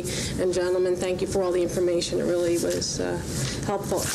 I had a question prepared for tonight. I wanted to know if the PSSA test results from this year have been released to the parents and to the public. David, the parents have gotten, they have not yet. No. Individual parents receive copies of their students' results in September. So if you are a parent of a 5th, 8th, or 11th grader, you received a mailing from the school district giving the results of your reading and math scores that were taken. Actually, that would be students that are one grade up from that, since they were 5th, 8th, and 11th when they took it. So 6th, 9th, and 12th graders in September received a copy of their individual students' results that gave their comparison of their results with the state. That was last year's test results. Right. We haven't gotten this year's. That would have been the February-March test of 1996. The state only recently has released the results from this year's, from the 1995-96 test. So recently that we haven't even formed a discussion group of how we would deal with the data that's been released. So that's just arrived on Dr. Hassler's desk, I believe, 2 days ago. I've seen a copy of it, but there certainly hasn't been any discussion of how we would release the data or what our obligation is relative to that. Would the community, I guess I should ask Ms. Mangel, would the community be able to get some kind of sheet describing the district-wide results on that test so that we can get an idea, since this PSSA test is going to be such an important test for now and in the future? Could we get some idea of how we are stacking up against other school districts? And I would hope so, because without those kind of results, I mean, not only to the parents, but Dr. Bose would have to let us know that. The test doesn't report that. It reports quartiles. In other words, if we took 50% as a division between the group of kids that took the test into two halves, and then there are two, it's like any game you're familiar with or any unit of measure you're familiar with that uses quartiles. So we would know the percent of the kids who took the test at a certain grade that are in the top quartile, in the low quartile, or the middle quartiles. That's the data that's reported. That data will be made public. So then what about the results that tell how North Penn students are stacking up in comparison to, say, Central Bucks or something? It's not used that way? Am I misunderstanding? We don't get that result. The only way would be to analyze the quartile distributions. If there are, each of those school districts, more students in the top quartile, the conclusion would be, at least based on that group of students that took the test and participated on those days, and if that is a measure of school performance, all assumptions, then the school with the highest number of students in the top quartile, therefore, would somehow... Right, I understand all the drawbacks, but would it be possible then to get a listing of some of the neighboring school districts and our school district in comparison, comparing the quartiles, given that we have to understand that there are variables as to the number of students taking it and how seriously they take it? And that would be the same case, I guess, in each school district. One of the interesting phenomena with this test is we also have been compared to 20 similar school districts. We don't know our scores, what those school districts or who those school districts are. They don't give us a list. But when you see us compared in the newspaper, they just have a list of schools. So that's really not quite a fair comparison because we don't know who those school districts were compared to. So it's interesting the way that the data gets packaged to the public and the way we understand our school district has been compared with the other similar school districts. I mean, you're comparing apples and oranges, which is a frustration that we have with the way the newspaper lays this out. Mrs. Darcy, I took your question to be that whatever this district gets in in results, that we would share it with the public? And the short answer is, of course we would. Okay, and if we could get some kind of comparison, which I'm sure that the board would want to know how you're stacking up, that would be great. Whatever's made available to us. We receive information that compares our students' results to the state results in general. We do not receive the results of other school districts. We don't receive other school districts' results. So then, say, like today in the Intelligencer is writing a series on school districts, and they have testing written, and I just quickly looked at the article, but I don't think it specified which testing is being used to compare. So, is it the PSSA?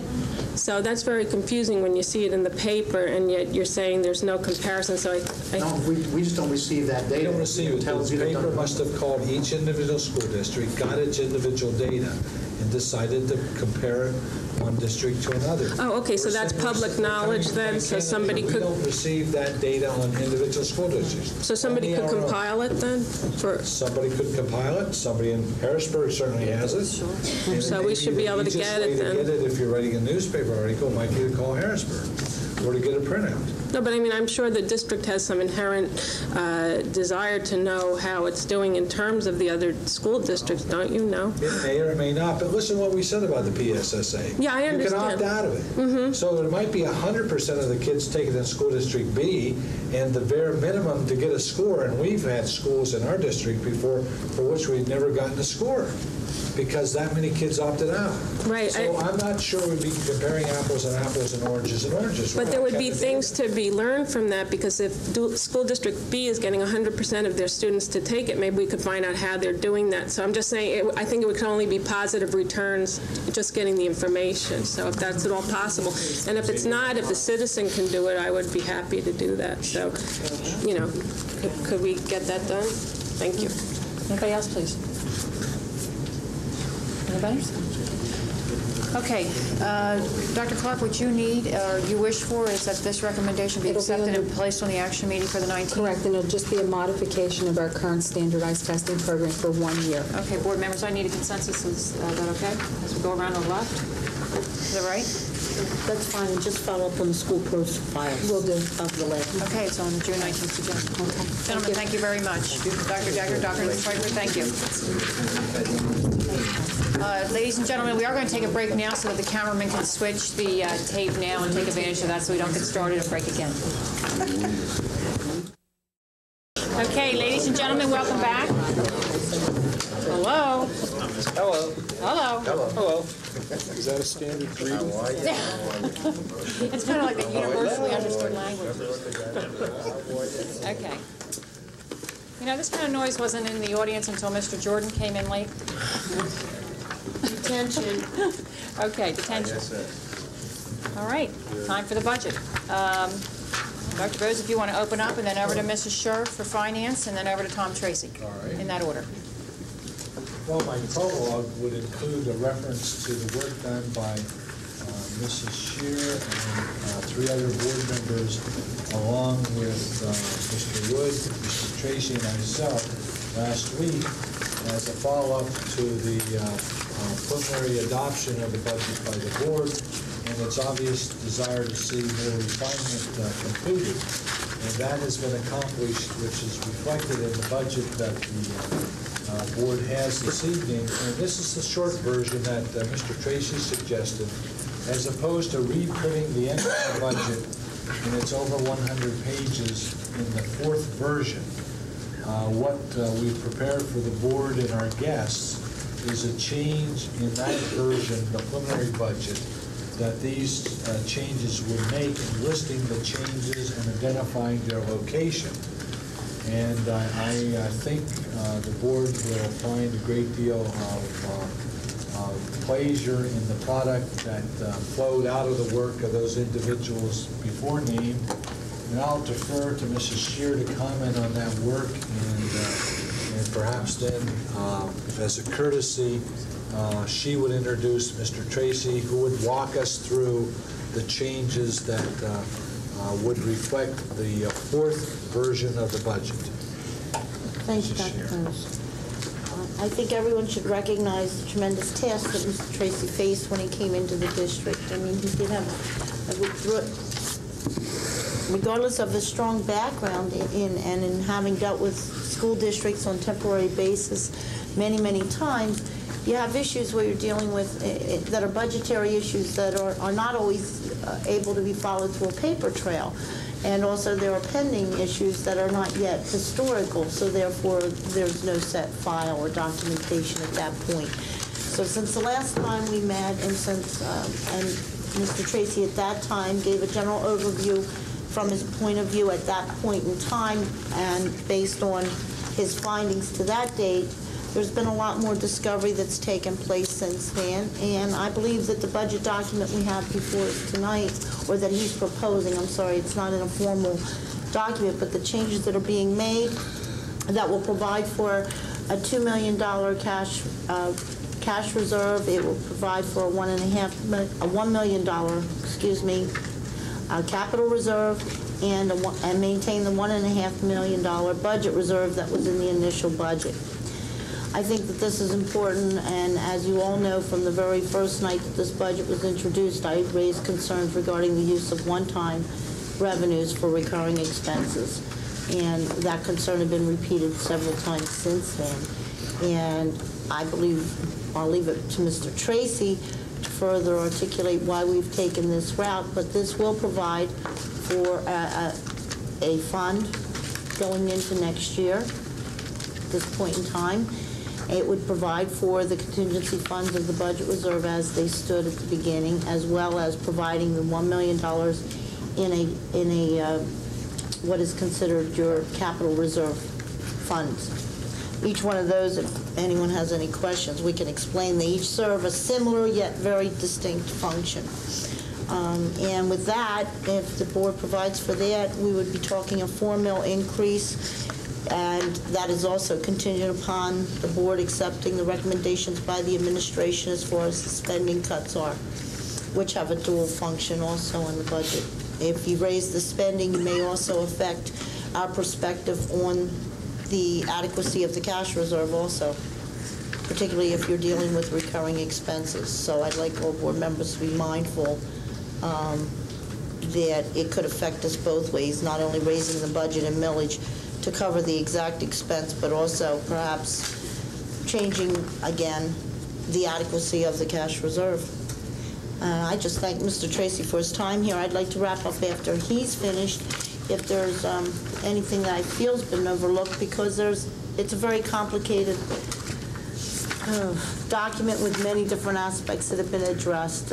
Overall, though, I think the community should feel comfortable that he has done a good job of articulating each and all of the changes that are taking place on the last budget document we had, so nothing's being hidden or pushed under a rug.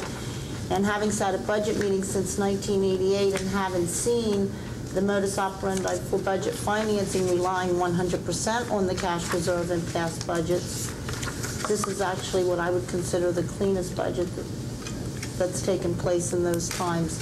And I think that's important, because I've heard some complaints regarding this cash reserve as though this was an election year budget, when quite frankly, in 1994, the cash reserve was used as the foundation for the budget to balance the revenues from expenditures. And for many years before that, when the budget was passed as a final document, there was no cash reserve put aside going in for future year budgets. It was 100% allocated towards balancing spending.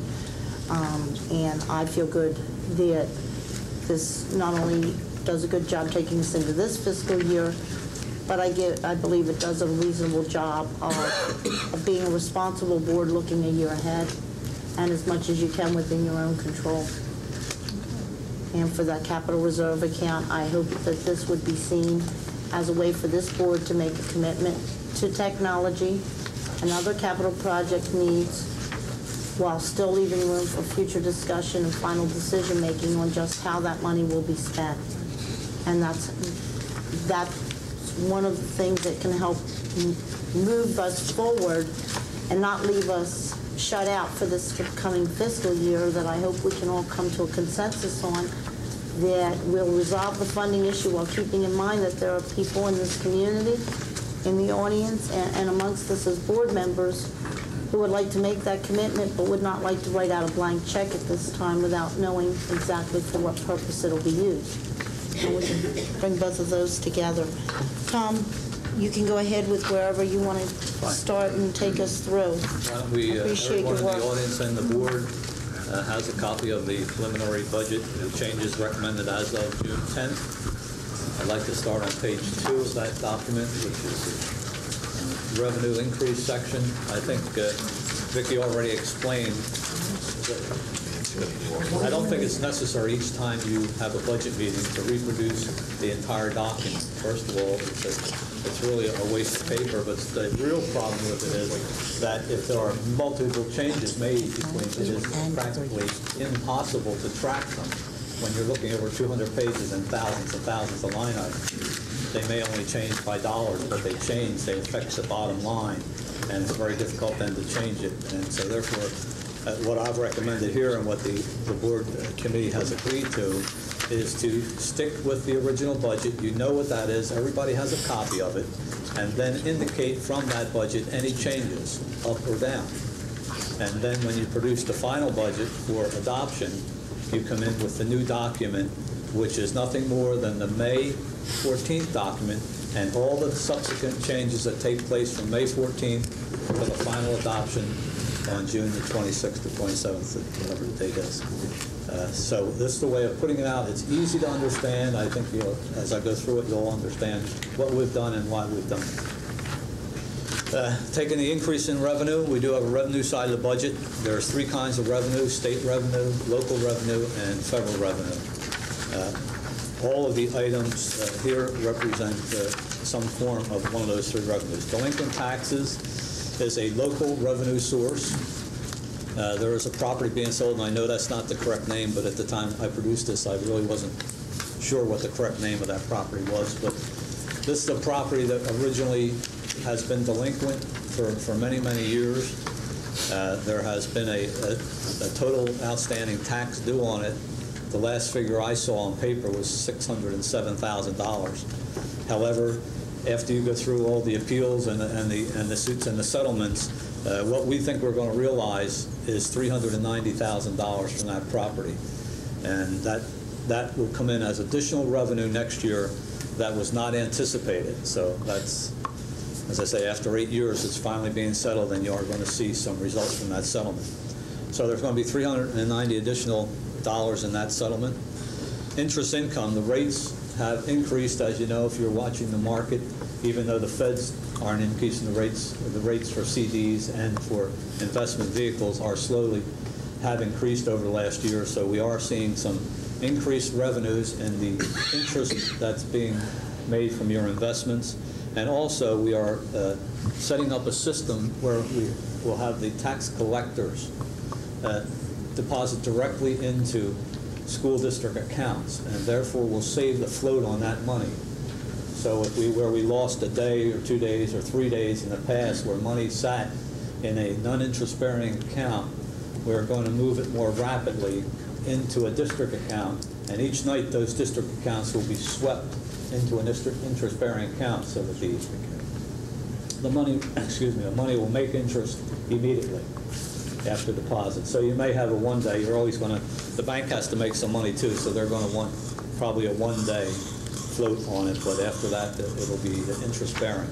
So we anticipate making some more interest, and this is a modest figure. I hope you get a lot more than that. I won't be here to field it, but I think you'll get more than the $300,000. Transportation subsidy increased this year dramatically, and I see the same figure carrying over into next year. So you're looking at $460,000 more than was budgeted. Now, when you're looking at these figures, what we're saying is these are increases over what was budgeted in revenue May 14th. The transfer from other funds is the sale of the property that is going to be sold for somewhere in the vicinity of $6.2 to $6.4 million. The money from that sale is being put into a capital reserve account, and it's going to be scheduled with payments that will reduce the debt.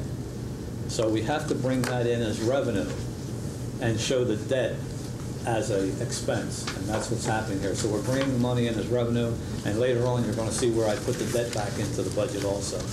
So it's an in-out. It's a debit credit, so to speak, if you're into accounting. So we anticipate getting a total new source of revenue of $2,475,502. The next page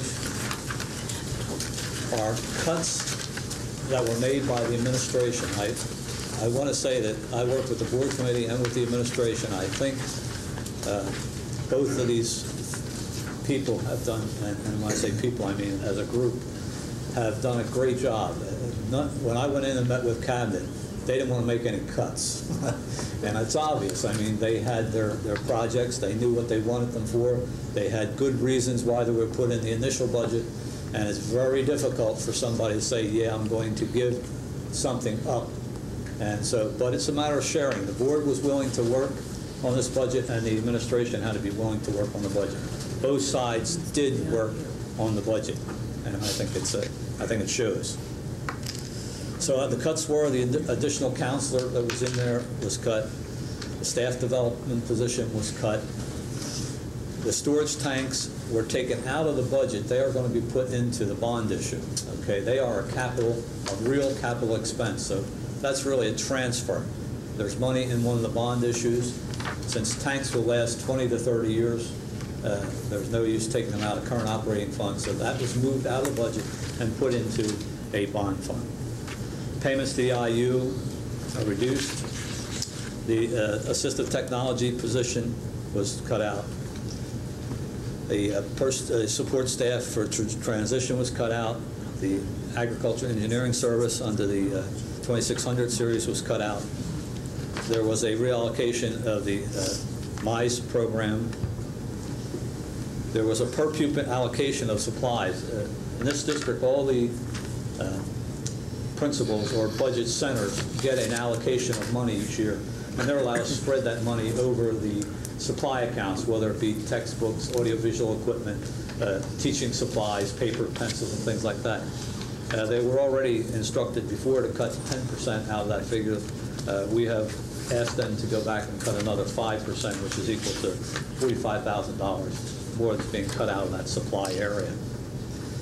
The teacher aides were at this point taken out of the budget, and the superintendent, administration, and the board reserves the right to look at that in the fall once all the figures are known. It's a point of saying, well, do you really need them now? And the answer is we really don't know whether we need them now. But come September, after all the teachers are hired and all the students report, if the class sizes are such that they require aides, at that time, they'll be requested to be put back into the budget. Okay? And I'll explain later what happens at that point. The administrative salaries increased. The total increase has been taken out of this budget. Okay, that was a 2% increase to take completely out of the budget. The Merck Science Program was put in the budget in total, and since a portion of that budget is not spent by the district, it's actually spent by Merck on the summer program. The revenue was taken out and the expense was also taken out. It does not need to be in our budget because we do not spend it. So you have a total amount of cuts of $1,066,000 that would come out of the budget as it was on May 14th. Now, in analyzing the budget, I also unfortunately found some problems in the funding and the appropriations.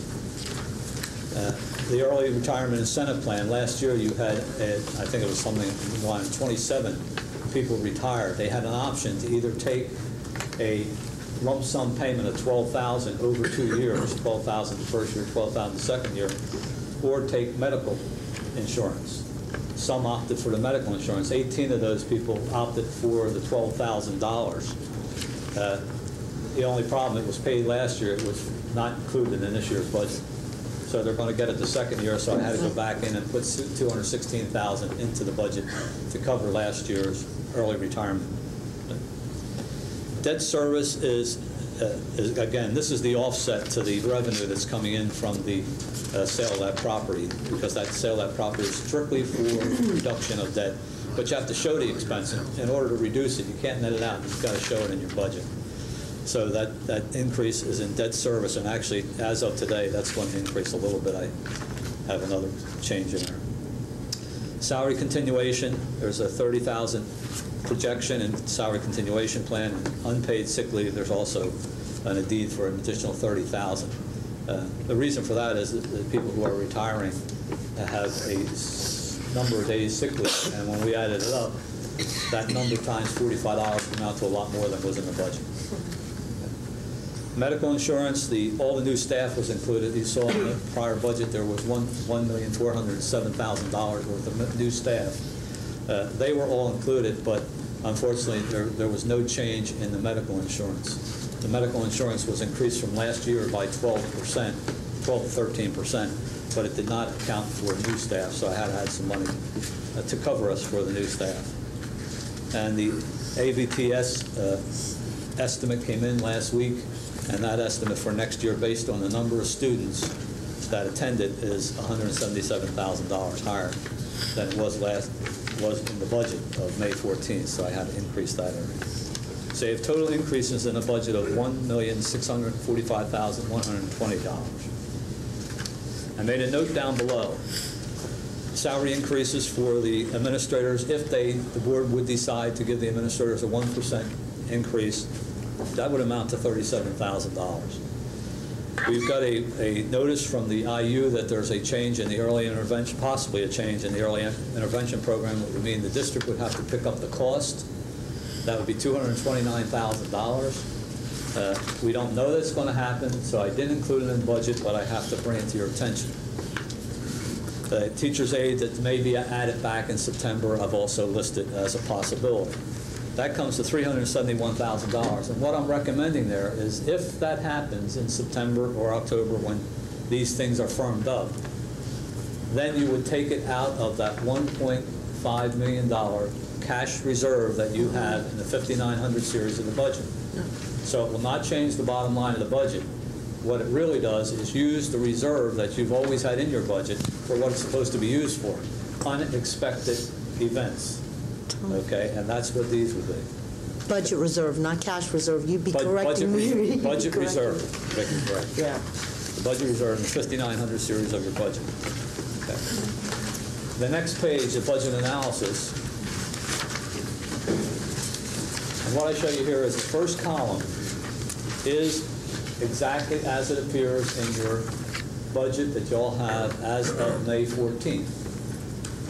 Okay, you had a beginning balance showing of $5,642,403. You had the revenue budget of $106,212,746, coming to a total revenue source, total resources of $111,855,149. Okay, to that we added the new revenue of $2,475,502, and we added 4 mills of tax. Okay, the equivalent of 4 mills of tax at 96% collection rate. So that's $1,157,244. You add those to the 106 and you come out with 109,845,492. And then we've taken some of the balance and transferred it into a capital reserve fund under section 2932 of the municipal code of the state of Pennsylvania, which allows for transferring any unused funds in the district or unused balance funds or setting up a millage that could be up to 1 mil during any fiscal year to be put in capital reserve for capital improvements, which includes the purchase of capital equipment, renovations, and the purchase of buses. Okay, that's a separate item they put in. So that's been set up and will be set up by board action if the board agrees to it by resolution. There is an actual resolution that will have to take place at the official board meeting to make that transfer and set up the fund. That brings you to a total net resources of $114,487,895. You deduct from that, well, that's going on to expenditure. The expenditure as of the 14th of May was $111,855,149. You deduct from that the cuts that we made, $1,066,000 in cuts. You add to it the additions of $1,645,120. you come to a new expenditure budget of $112,434,269. You subtract that from your revenue sources, which are your total resources of 114, and you get an ending cash balance of $2,053,626. What this has done for the board, basically, with a recommended 4 mil increase, is that it has established a capital reserve account of $1 million to be used for technology and other items which are of capital nature. Okay, and it also sets aside a specific fund balance. And if the board agrees, there'd also be a policy statement that is put in that fund balance would remain then as a continuing fund balance. It does three things actually for the district. One, you're required to have a fund balance in order to get a good bond rating.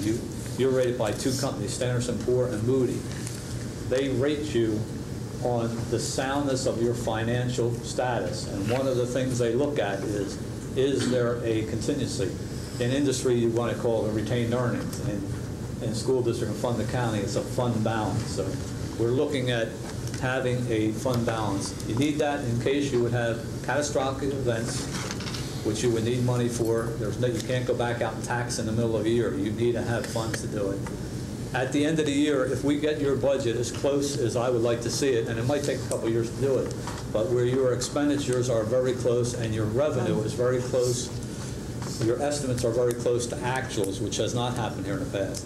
If you get to that point, there's going to be a time, for example, maybe the 1st of July, when you're going to run into cash flow problems because you're going to have your summer pays and yet your taxes haven't started to come in.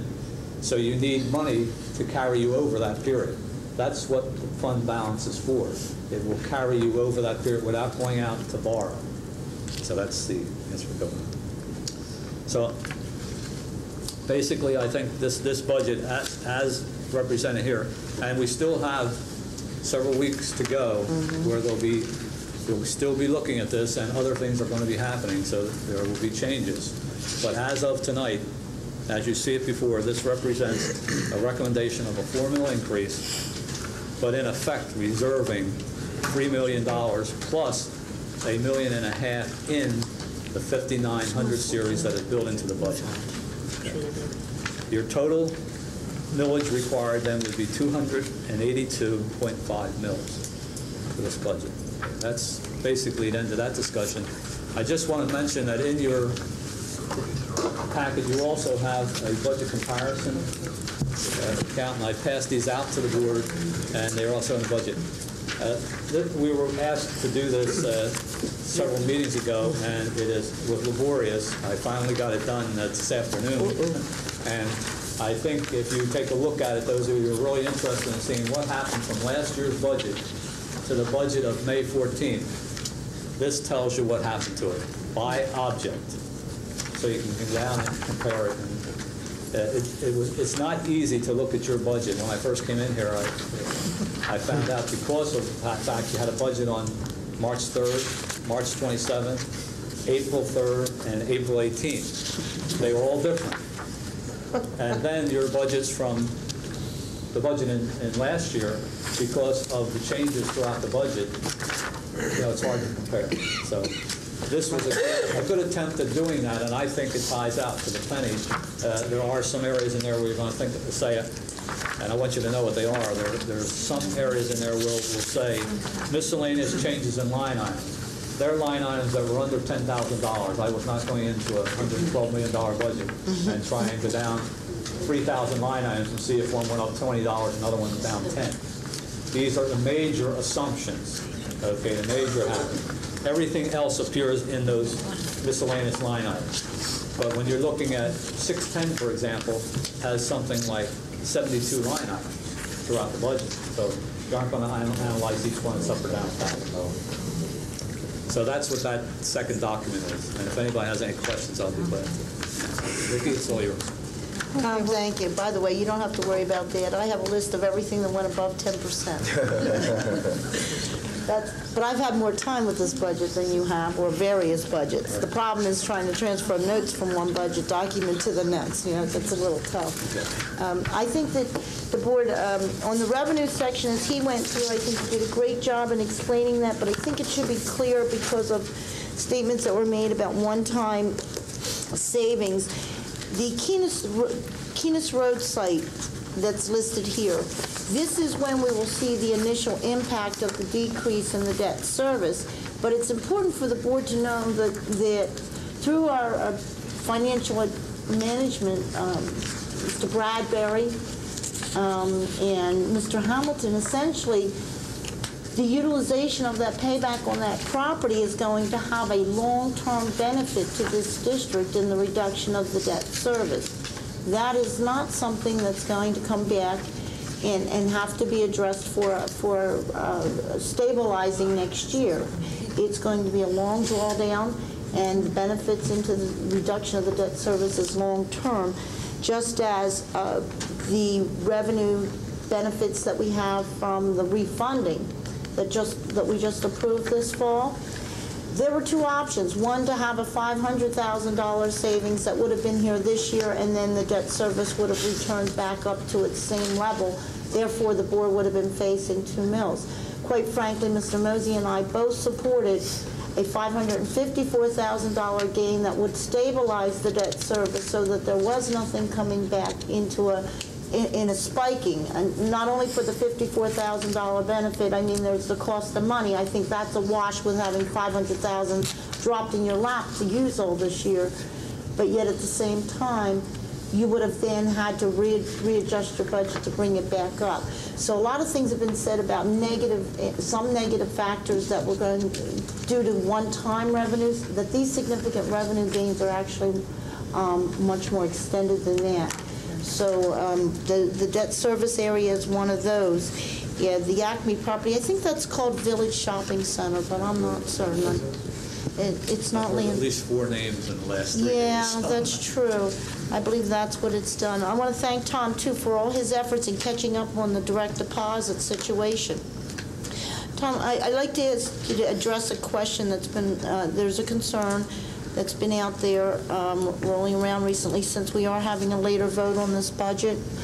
Have you been able to have discussions with the tax collectors, as we discussed, certainly sharing with them your expertise on how to follow through, since many other school districts that you've been familiar with have had late month budgets? Yeah, actually, Art had talked to them earlier, and I have a meeting with all of them tomorrow. I met with 2 already individually. Okay.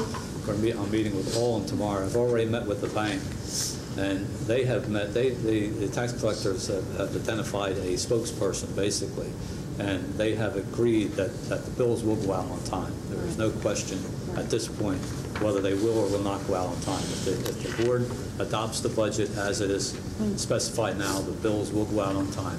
They basically all use the same printer, and the printer has agreed for a minimal amount of money, which will be made up in the savings of getting them out on time, to do the bills immediately and get them off the rack. And the tax collectors themselves, the ones I've talked to, I mean, one of them is having her relatives and friends' health stuff done. They're being very cooperative. I think it's going to work. Is the billing company our vendor? Data. Or is it the vendor of the tax collectors? It's our vendor, is Vendor it of not? tax collectors, yeah. It's not our vendor. It's a vendor of tax collectors. Okay, but that's been addressed. I know Penn Ridge passed their preliminary budget the same night we did. They have the same 30-day requirements. Right. It's all according. Some districts do their bills in-house. Here you have 7 tax collectors. The unfortunate thing is that they are mostly using the same vendor to produce the bills. And this I don't think that's going to be a problem. Okay, this $300,000, that includes all 7 municipalities. In other words, this would be Yeah, that's just an estimate, as you know. Approximately. It's one of the things That's okay. It's a more positive estimate than we were last left with. We did say we were being conservative with 250. I feel very sure about this estimate. Vicki, let me get the board questions, because you're going to wrap up. So let me get to the other board members. Okay, that's fine. I'm just going through his report. I thought there were some areas that he knows it. I'm so close to it, but at the same time, I know there's some people in the audience could be a little lost, or those in personnel, but that's okay. Go through the board questions now. Mr. Mosey. Just one question, Tom. We received a memo from Mrs. Clark this week about an additional $85,000 in subsidy from the state for special education. Right. Could that be applied against this $229,000 bill that we may be facing? I've seen the letter, but I don't know whether there's any attachments. A lot of money you get from the state, there are specifics what you can use it for, so Judy would have to answer. Yeah, we have a call into Ralph Giralamo to see what we can use it for, but from my understanding, it has to be applied to this current fiscal year. Right. Can't be carried over. Right, so we'd have to spend it before June 30th. Right. I know that Dr. Bose sent a letter, and I appreciate that because, again, we're facing another unfunded mandate. And we're looking at a situation, as sure as I sit here, in 2 or 3 years, this thing will be close to probably $1 million a year. They never go down, the expenses go up. I would just like to thank Mr. Tracy also because I like the recap, and I like the yellow sheet because we can go back. I mean, the part of the problem I think we all had last year, some of us who served our first year on the board working with a budget, was really trying to track and find out where the changes were. Mrs. Shear and I have lived with this budget so much, it's become a part of my arm or my hand. I think I look at it every night and adding columns and trying to find things. But Mr. Tracy, I thank you because you have really cleaned it up, and I understand it. I think it's a much more intelligible type of document. And I know it wasn't easy to come in because we had a lot of questions, Vicki and I, in our earlier meetings, and I know we put a lot of pressure on you because we were anxious to get moving on this budget and bring something solid before the board. But I remember last year when we passed the budget, I had said to my fellow board members I was not happy with almost a 15 mil increase. I thought we had done an adequate job, and I thought we could do better, and said that we should start working at that point in time to do a better job this year. And I feel comfortable with it, and I think we still have a lot of fine-tuning to do, but we're basically there, I think. Thank you, Madam President. Thank you. Mr. Tracy, could you just define for the board, please, under technology, what would constitute a capital improvement expenditure under technology? In technology, especially because the big push is on in strategic planning and throughout the state to increase technology, it varies according from solicitor to solicitor, to be very frank, what's included in both bond issues and in capital reserve funds. My own personal opinion is you cannot put, for example, maintenance as part of your technology cannot go into a capital reserve or a bond issue. Training cannot go into a bond issue or your capital reserve. The purchase of the mainframes, the software, the microcomputers, the servers, I believe are all legitimate items at this point that you can put in. Again, that varies. The state has not, I can show you budget after budget where they're actually spelled out in the budget, and you have to list what you're going to put in the capital reserve account. By the time your audit comes around, you're going to have an actual spreadsheet showing how you're going to spend that $1 million by line item. So that will be spread out for you. And in the construction issues, it's a little tighter, I think. If you're building a building, to be very frank, you can get away with putting practically anything in your bond issue, right or wrong. I mean, I've seen textbooks being bought out, bond issues, but they're really supposed to be capital. Capital means different things to different people, but if you use the IRS regs, okay, a computer lasts by IRS 5 years, okay. Industry's trying to get it down to 3 years, but because they change so rapidly now, but it's still 5 years because I know my depreciation schedule on mine is that. Furniture and equipment's anywhere from 7 to 10 years. So it's again, it's a point of where this board is willing, how far this board is willing to go with. But there are certain things that I would balk at if I was here, and that one would be training. And there's ways of doing that. For example, if you would like the technology budget, I analyzed some further things. There are some capital expenses still in your budget. For example, the 5 vehicles that were bought. that money could be transferred. That $130,000 could be taken out of the $1 million, and then you could put the training and the other cost of technology that don't belong in the capital reserve in the budget as a swap. So it wouldn't change your budget line item, but you'd still get. It's just another way to do it, but that's perfectly legal. So, and that's the way I'd recommend. I'd recommend you look at your budget. You know, if there are items in there that should not go, that you consider are recurring items, you don't want to put them in that capital reserve. If they're non-recurring, that's where they belong. So I think that's the big thing. You have to decide. It's just like supplies and equipment. Some districts have a piece of equipment is anything under $500. I've been in districts where it's anything under $25. So if you go out and you buy, you know, a good stapler, electric stapler, it becomes a piece of equipment in some districts, where in other districts you can go out and buy a calculator or cashier, it's not a piece of equipment. So it's all according to you. But there are things you don't want to put in there because you'll get nailed. Okay, well, just in closing, I'd also like to thank you, Mr. Tracy, for the time that you have put into helping the board to straighten this budget situation out for us. I'd also like to thank Mr. Mosey and Mrs. Shear and Mr. Hill for their contributions to this. I know that you've been living, eating, breathing this document since we've gotten it, and I just appreciate this update very much and look forward to further discussions on this issue. Thank you. Okay, Mr. Allen. A couple things here. We go back to the first page. One of our anticipated revenues is that which you define as the active property. Are we 100% sure we're going to get that money next fiscal year? Yes. And they don't take the property. There's no doubt. Actually, not next fiscal year. Pardon? We'll probably get it this fiscal year, not next fiscal year. Okay. That was already settled, and it's in the process of being paid. All right.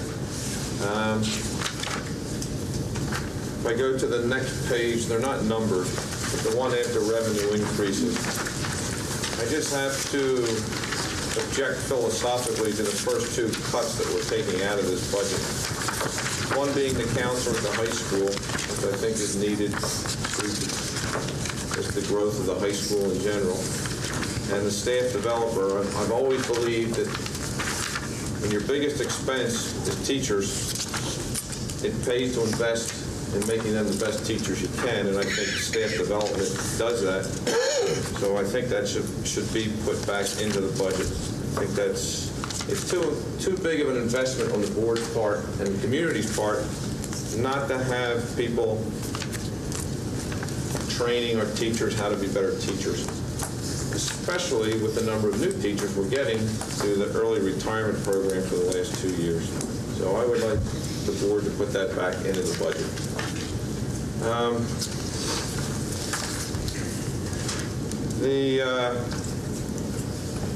Again, if you flip the page, it's called budget analysis. I feel like Tom Clemens and I have come to victory here with a capital reserve account, and I know that we have both wanted that for many years. I'm very glad to see it.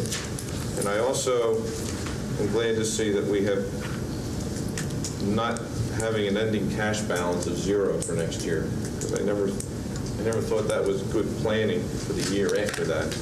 So I'm very happy to see that.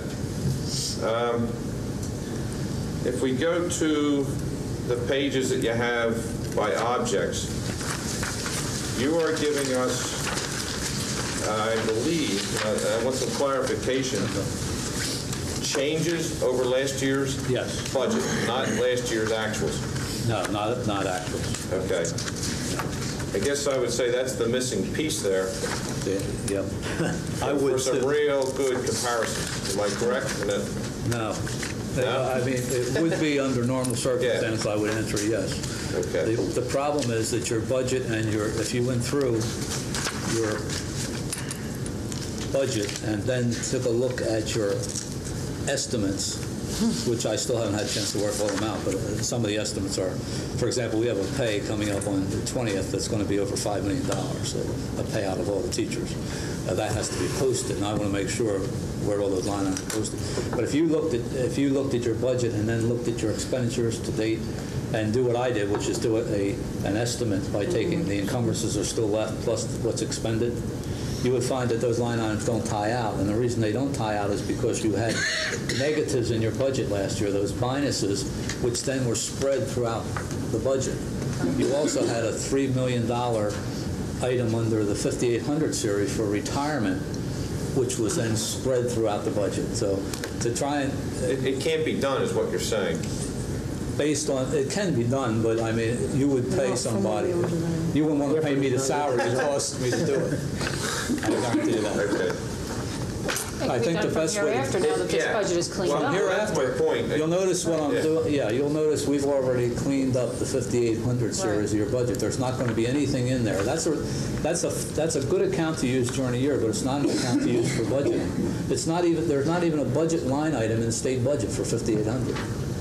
So before your budget went in last year, it had to be spread somewhere. Okay, and it's not that it's wrong. It was just that there was an unknown last year. The retirement board and the state were wishy-washy on whether or not the district was going to have to pay both shares of retirement and whether it should be put in your budget or not, and whether it was going to come in as revenue. So it was put where, we don't know where to put it, so we'll put it in the 5800 area, the expense account. So, it's not something that a lot of districts did it. This is not the only one that happened to. Okay. But this year we're spreading. The only thing I have not spread yet, but that will be spread by the time you see your next budget, is that $952,000 savings that's in there as a minus. Right. Now what we're doing, and I've talked to Judy today and Kevin, what I'm having them do is take half of current year's salary, half of next year's salary, and come up with a new line item total for each individual, which is really their true salaries for next year. Okay, because right now it's in as the whole new salary, and then it's minused out by that one line item. Right. So all those line items are wrong, and you're talking about hundreds and hundreds of salary line items that are going to be affected by that $900,000.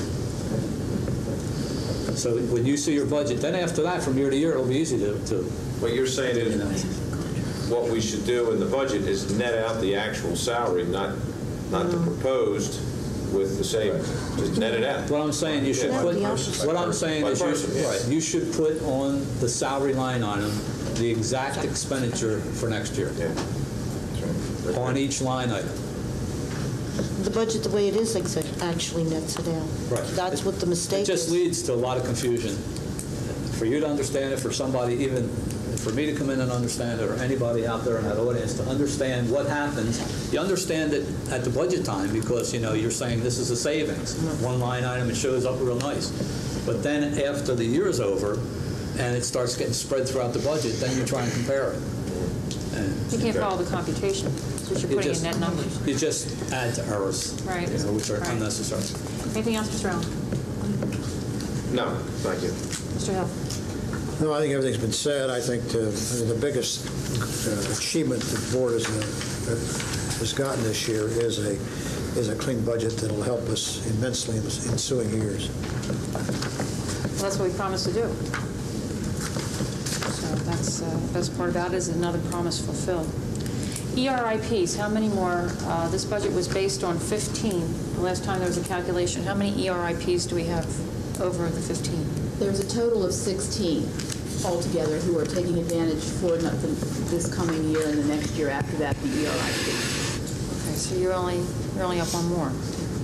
I thought we had the 16 in there, but the last time we added 4, and that we had 12 the first time, we added 4, and that took us to the 16. Okay. And we're under the impression that there were far more people retiring based on the reception yesterday? There are people who are retiring who are not qualified to take advantage of the ERIP. I understand. I understand. Okay, grants, special education funding, all the grants that you have written for total, how many dollars? We wrote for $400,000. We got $85,000 from the state. Okay, when do you anticipate more answers? Results? That's it for this year. What we'll have to do next year again is start the grant writing process and see how much money we get. Okay, so you wrote $400,000. Is there $400,000 worth of expense in here? Less 85 now? We wrote that for extraordinary expenses in special education, and what we got, it's a draw from the state. They have a formula which I can't figure out, and they apportion to each school district a small percent or a large percent. Okay, so there's no outstanding X numbers out there that we're waiting to hear about. You have heard everything you're going to hear now. Okay. All right.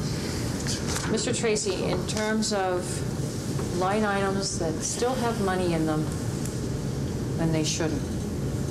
For example, an administrator leaves. The balance of his salary, her salary, is in the budget under that line item.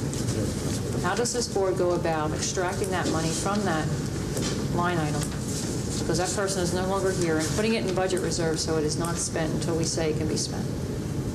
Okay. If it's in the line item, correct, you know, it can't be spent for anything else unless there's a budget transfer during the year. Okay, so I mean, if there's money, so somebody leaves in the middle of the year, for example. But see, so many of these things are not in by the specific line items that we're now asking for. They're in under that net lump wherever. Well, they will be by the time you see your final budget, though. You know, it's tough to try and find, you know, monies that are now unused being, you mean either pull them out of the general fund and place them in budget reserve. I'm sorry, do you mean current year or for next year? We're going to, well, as a practice. Current year, it's difficult to say, but it's going to end up in balance. I mean, anything that's not spent this year will be part of fund balance, and that's why I'm saying I'm not sure what that 5.6, that's the only figure in here that I'm not really confident about yet, and I hope it's going to be higher rather than lower. Okay. It wasn't a problem. But hopefully it'll be higher because of just our cash flow. And we'll have a better number by June 26th. Well, I hope. All right, but as a practice, how do we pull those monies out? When we want them pulled out and put into budget reserves, it's just a matter of making budget transfers a part of the agenda. Right. I don't recommend that you pull items during the year out of a line item. You did that last year. Well, the first thing before I got here, I wrote back copies of data from Harrisburg on this district. I also asked Art, long before I took the job, to send me copies of your budgets and your annual financial reports. The one thing that jumped out at me was your budget last year said you had a $1.5 million budget reserve, and I looked at your expenditure ledger, and it said you had 1.858. And to me, that strikes a bell. How did we increase budget reserve? And what it was, there were two line items in your budget somewhere that you decided was not going to be expensed, so you moved them during the year to budget reserve. If you leave them where they were and just do not spend them, they automatically become fund balance. But then you have a better cross across your budget from year to year. Okay, you do not remember. Nobody can spend anything in your budget, without coming to you at some point for a budget transfer request. Okay, if it's between functions, now if it's 1,100 to 1,200 to 1,200, 1,300, they're functionary. Now if it's in the objects, they can be transferred and then come to you after the fact. But again, that's board policy how you want budget transfers to be handled. And you'll be also, before leaving, you'll be recommending to us policies to enforce the work that we have tried to put in place now. Yes, I'd like to do that very much. Mr. Clemens. Just like to echo Bill's comments, thank Vicki and Pat and Don for working on the capital reserve account. I'd like to comment on that. I know one area when I originally looked to come onto this board or attempt to run for this board, that was one of my main concerns, was that past boards, and that even as late as these past couple years, there are definitely items that are put into bond funds, as Mr. Tracy has mentioned. That's been a practice of this district, and I feel this is a step towards changing that practice, and I would hope that as we move forward with the modulars, as we move forward with the renovations to NAP, and also to the addition of the high school, that this board would challenge Art to be looking for items that in the past would have been put into a bond fund and just totally tied into the bond. Oh, this is the new addition to the high school. It just goes on the bond. That we would challenge Art to come back to us with items that punch list items that he sees that we could pay out of that capital reserve account and not just get hung up. We need technology. There's no doubt about it, and we need computers. But I also think we need to make a real good effort at different capital items that could go into that account, and I would challenge Art to bring those back to the board in the future. Tommy, that's why if you see the one item, let me find it, it was... tanks. It was the... storage tanks. Right. Well, no, it was transferred to a bond issue. Well, tanks are going to go to bond, exactly right, because of the life of them. But That's you know as well as I do, there's certainly a lot of other items with new schools and additions that have just gone totally into the bond. And I know, it's been a concern of Art's, and Art has the know-how and the technical abilities to bring those items forward to us so we can pay for them out of a capital account. Well, I'll remind you of the probably one of the biggest fights we ever had on television with Potash was over the bond fund spending. It was the night we had a 5-4 split, and those are the exact same words you used that night. What's that, 3 years ago, 4 years ago? Right. So it took a new, I'm going to harp on it all I want, but it took a new majority to change those kind of behaviors. And you've seen it come to fruition, and I'm glad you have. Well, and I thank Dr. Bose for bringing that to us when he came to this district.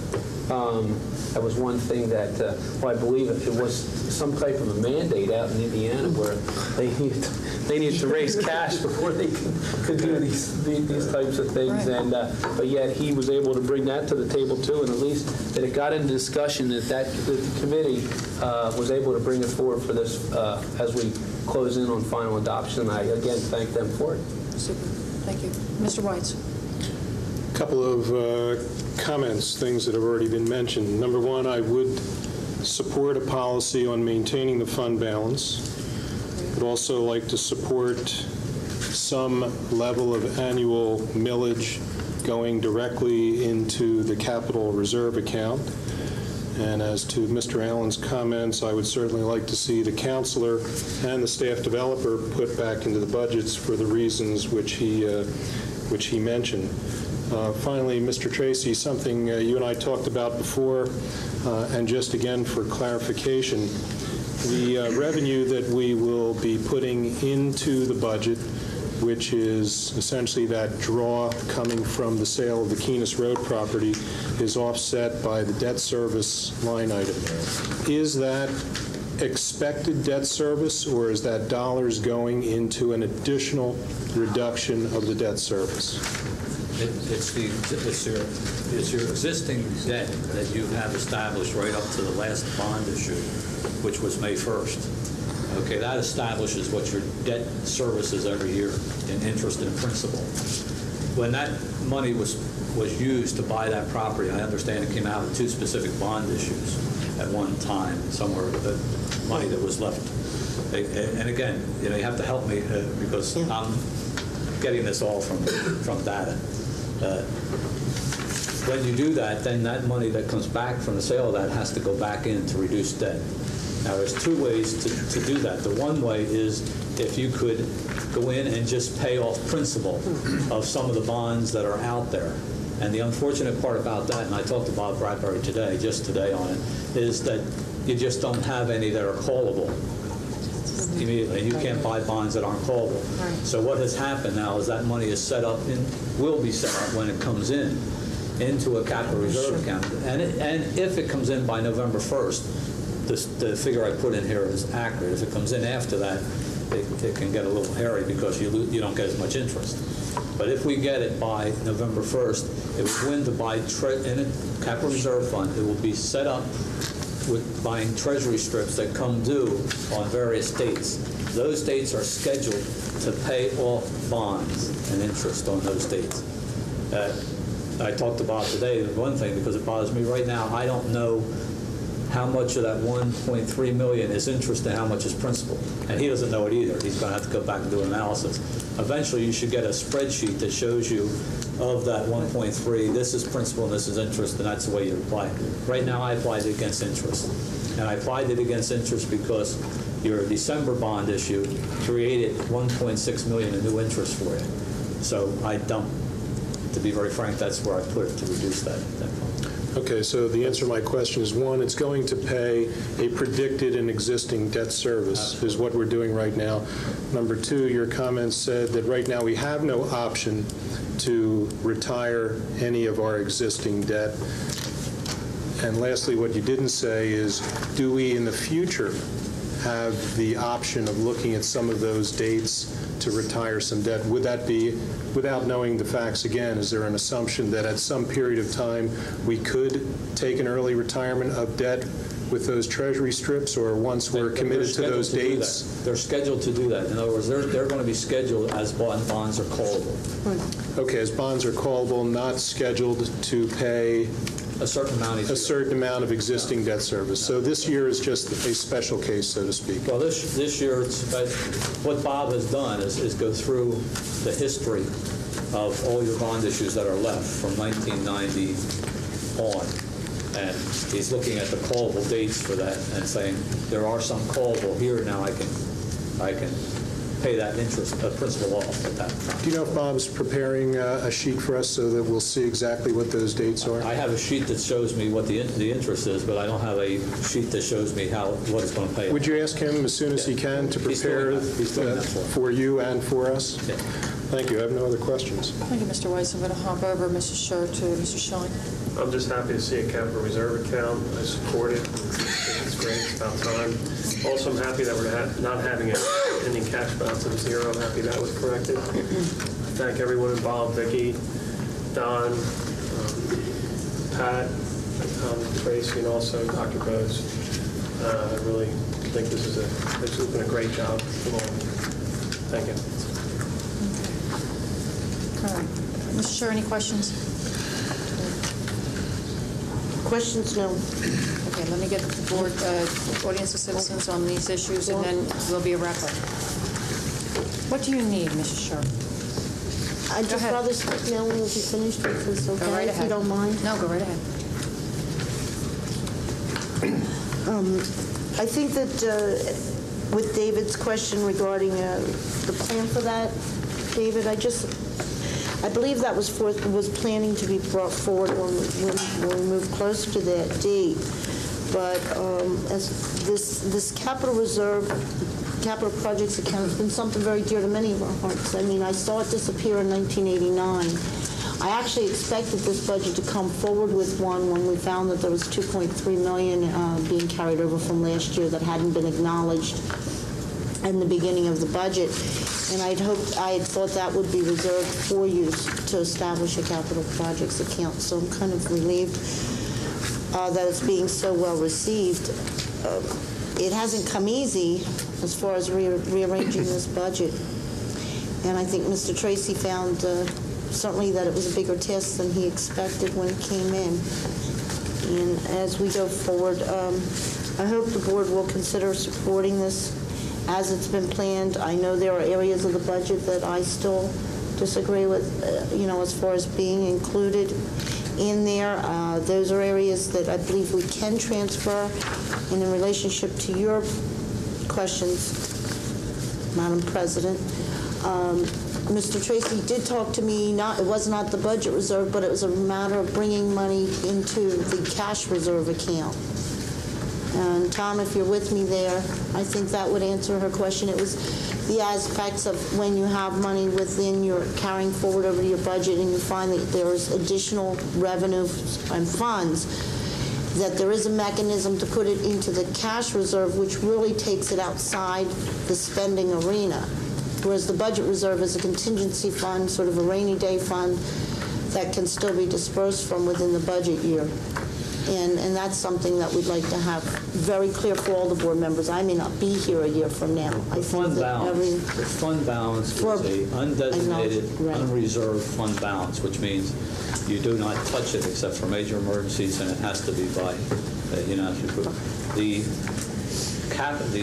budget reserve is a figure that's specifically budgeted in the budget as an item for contingency. It's better to really call it a contingency account because it's there if you need it, and you can transfer it during the year even you as a board cannot increase your budget. Okay, basically, you cannot increase your budget except for certain items. You know, a salary contract increase has been allowed, you know, in the middle of the year where you get an unexpected negotiations. That can be increase your budget. You can increase your budget because of federal funds, but for no other reason can you, even as a board, you know, change your budget once it's established. You can transfer funds from one item to the other ad infinitum, though, as long as you come at budget transfer and do it at budget transfer. And you can't do that until after October. Right, You have to be into the fourth month of the year before you legally can make budget transfers in your budget. Well, the difficulty we have had is the budget transfers are usually following the expenditure of the money, which leaves you in a tough legal situation. I mean, you've got the obligation to pay, and so we have to deal with that. But I'm talking about being able to move it in advance. When we recognized that $2.5 million last fall, when I saw that money in November, and recognized that it was really coming in from the previous fiscal year but had not been accounted for in the budget, instead of allowing it to stay there where it now became a part of a spending document and was dispersed in spending throughout this budget to where we had to work to pull it back out, we could have placed that right into the cash reserve. Not in the cash reserve, in the capital reserve. Oh, yeah, well, I can move it to the capital reserve. I thought you told me also I can move it into the fund balance, right? It is fund balance, but you can move it from fund balance into capital reserve. So we move it to the capital reserve, and that will freeze it from at least being spent without it coming forward for further approval. It goes into a capital reserve fund, which you have to approve all the expenditures from the capital reserve. I think the biggest benefit of the capital reserve account, besides the fact that we establish something for these one-time expenses, is that it also requires new accountability each year. That's been a big one. We've always said that we have these one-time expenses one year. You never know exactly how much those dollars really are, and then somewhere they're dispersed again the next year. But you don't know what you don't know where the swap was made and how where those monies dissipated the next year. I agree with David that as we look forward, we plan for next year's budget, and perhaps are in a better position to tackle on more than what we've already accomplished in these last couple of weeks playing catch up here, is that we do look towards establishing a mill or a $2 million levy that's designated towards it. It may not mean a new tax.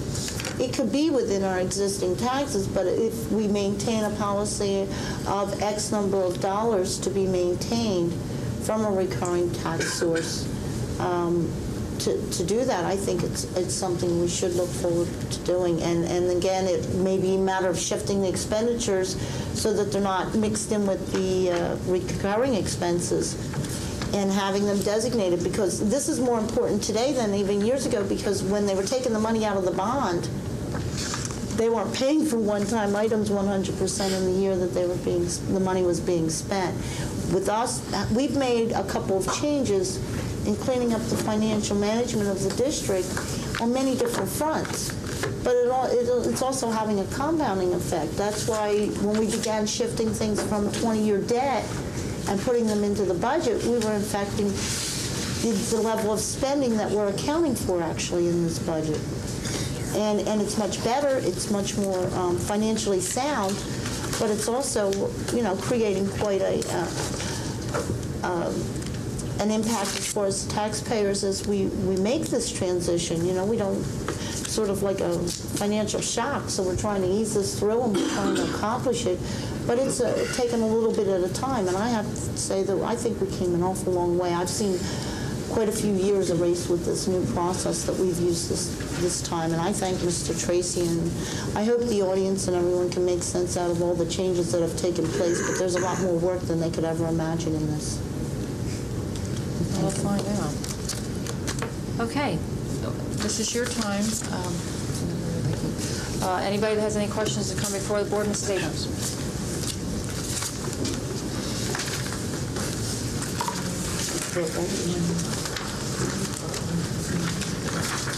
Linda Abram, Upper Gwinnett. I'm getting really groggy, so bear with me. I'm sure you are too. Thank you, Mr. Tracy. You did a great job. I'm going to try and make some sense of this. I'm a little baffled, but when you spoke earlier about a capital reserve a term that was mentioned earlier was a budget reserve. Is that the same thing? No. Okay. Could you explain to me, the budget reserve is for unexpected events. Is that correct? Yeah, the budget reserve is a dollar amount that's built right into the budget. Okay. And you have to either bill for it or spend balance to get it. Okay. It's part of the budget. It's part of that $112 million. Okay. Okay. That's the capital reserve. Okay. And that can be moved by the board into line items that are needed throughout the budget. Okay. A capital reserve account is a separate fund, totally outside of the general fund. Okay, it's not part of this budget. Okay, it's a transfer. This money, this $1 million, that's why I said it will take a resolution. That money is transferred in the special fund called a capital reserve fund. And that money then can be used for only specific purposes that it's earmarked for. Okay. And is and is that where technology comes into play, or is that where technology was eliminated? I got confused there. Can technology be included in that capital reserve fund? Again, that's up to the board. Some of it can. There were some pieces of it, like maintenance, et cetera, that you mentioned that cannot be included in that. I don't want to take the prerogative of the board. The money is available in that fund, and that fund can be used for capital expenses, which would include technology purchases. Okay. So is that, my question is that where we're going to be discussing technology for the district? Under that category. Okay. And are we talking about $1 million? Did I hear that figure? In that account. And under that account, it's an approved capital project. And further in tonight's agenda, we have discussion on a business system here and informational and education system. Okay. So can I assume that there are parts of the technology that maybe will come up later, is what you're saying, that are already in the budget? Pieces of technology, for instance, the program here at the ESC or whatever, that are already included in... It's my understanding, and the board would concur, that it's the business system for this, the ESC, would be in that capital account. It would be in that capital account. If I remember correctly, when we were presented with the technology report, were we talking about a $3 million figure? Is that $4 million? Okay. So does this mean then that we are completely reworking that technology component? My understanding is that was a $4 million over how many years? 3. Over 3 years. Okay. Okay. All right. So we're getting there. We're getting there. We're getting there. We're getting there. We're getting there. Okay. Big commitment on the part of this board to put $1 million aside for a capital project of which technology would be. Okay. All right. Thank you. Okay. With regards to the cuts that were proposed, you know, I too would reiterate that a counselor and a staff developer would not be the place where I would cut. In addition to that, I have a couple of questions. When you say payments to the intermediate unit, can we not pay the intermediate unit? I don't understand that. When I put that in the budget, that's for all the programs for students that have to leave the school district to get a program. I had put that up a little bit more than what it was. When we got the actual dollar figure, it was $45,000 less. Okay, that makes sense. Okay, I understand that. Okay. When we're talking about per pupil allocation of supplies, a 5% reduction, I seem to have heard that we originally asked them for a 10% reduction. This is in addition to that 10 original requested reduction on the part of our building staff. Is that correct? So we have asked them for a 15% reduction.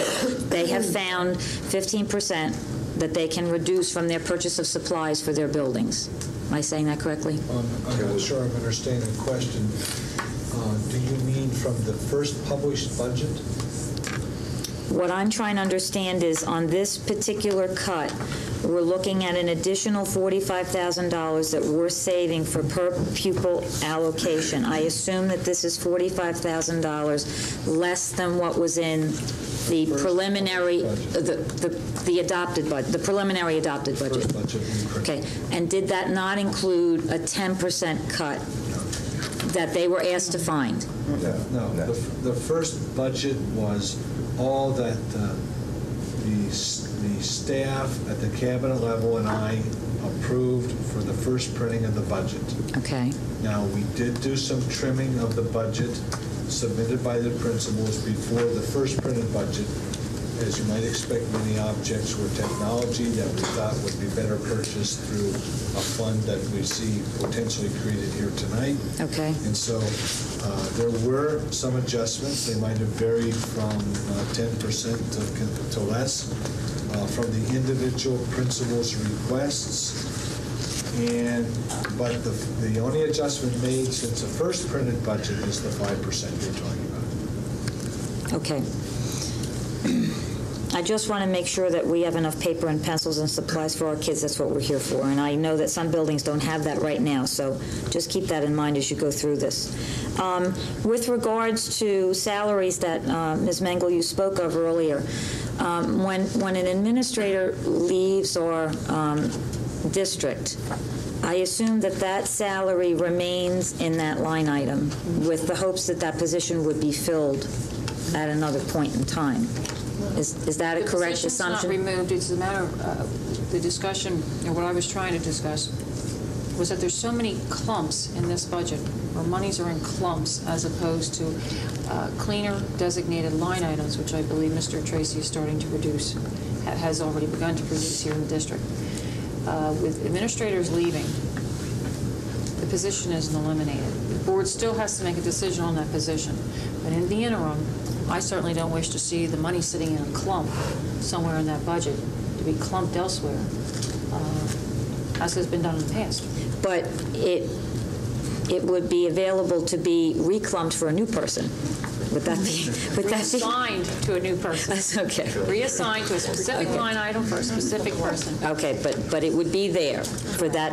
Correct. Okay. And that's why I said it'd be moved into the budget reserve account, which could be moved back through a budget transfer process. Okay. All right. I don't know whether it's appropriate to bring this up now, but I will, and so chop me if I'm wrong. But I believe when we were here in May, we always get an account at the end of the meeting about the food service line items, their net profit, and et cetera, et cetera. And I seem to remember a figure of over $300,000 that the food service program has as a profit at this present time. It's actually $1 million. Thank you. Thank you. There you go. Okay. What I would like to know is how we are making money off of our children. I would like to know that money is coming from our food program. I don't have a problem with that, but I want to know how that money is being put back into our buildings. That's a lot of money for food. As we speak, a lot. There is a list of items that we will be, capital expenditure items that we will be dealing with this summer, and as you know, if you followed our discussions, there's a sizable portion of the upgrades when the high school addition goes on that will be funded from those funds. One of them being a major replacement freezer for the entire district that's on the back of the high school. I guess in keeping or in trying to explain why we have that type of a fund balance, we have not increased prices, school lunch prices, for 9 years. We have done some creative things in the area of marketing.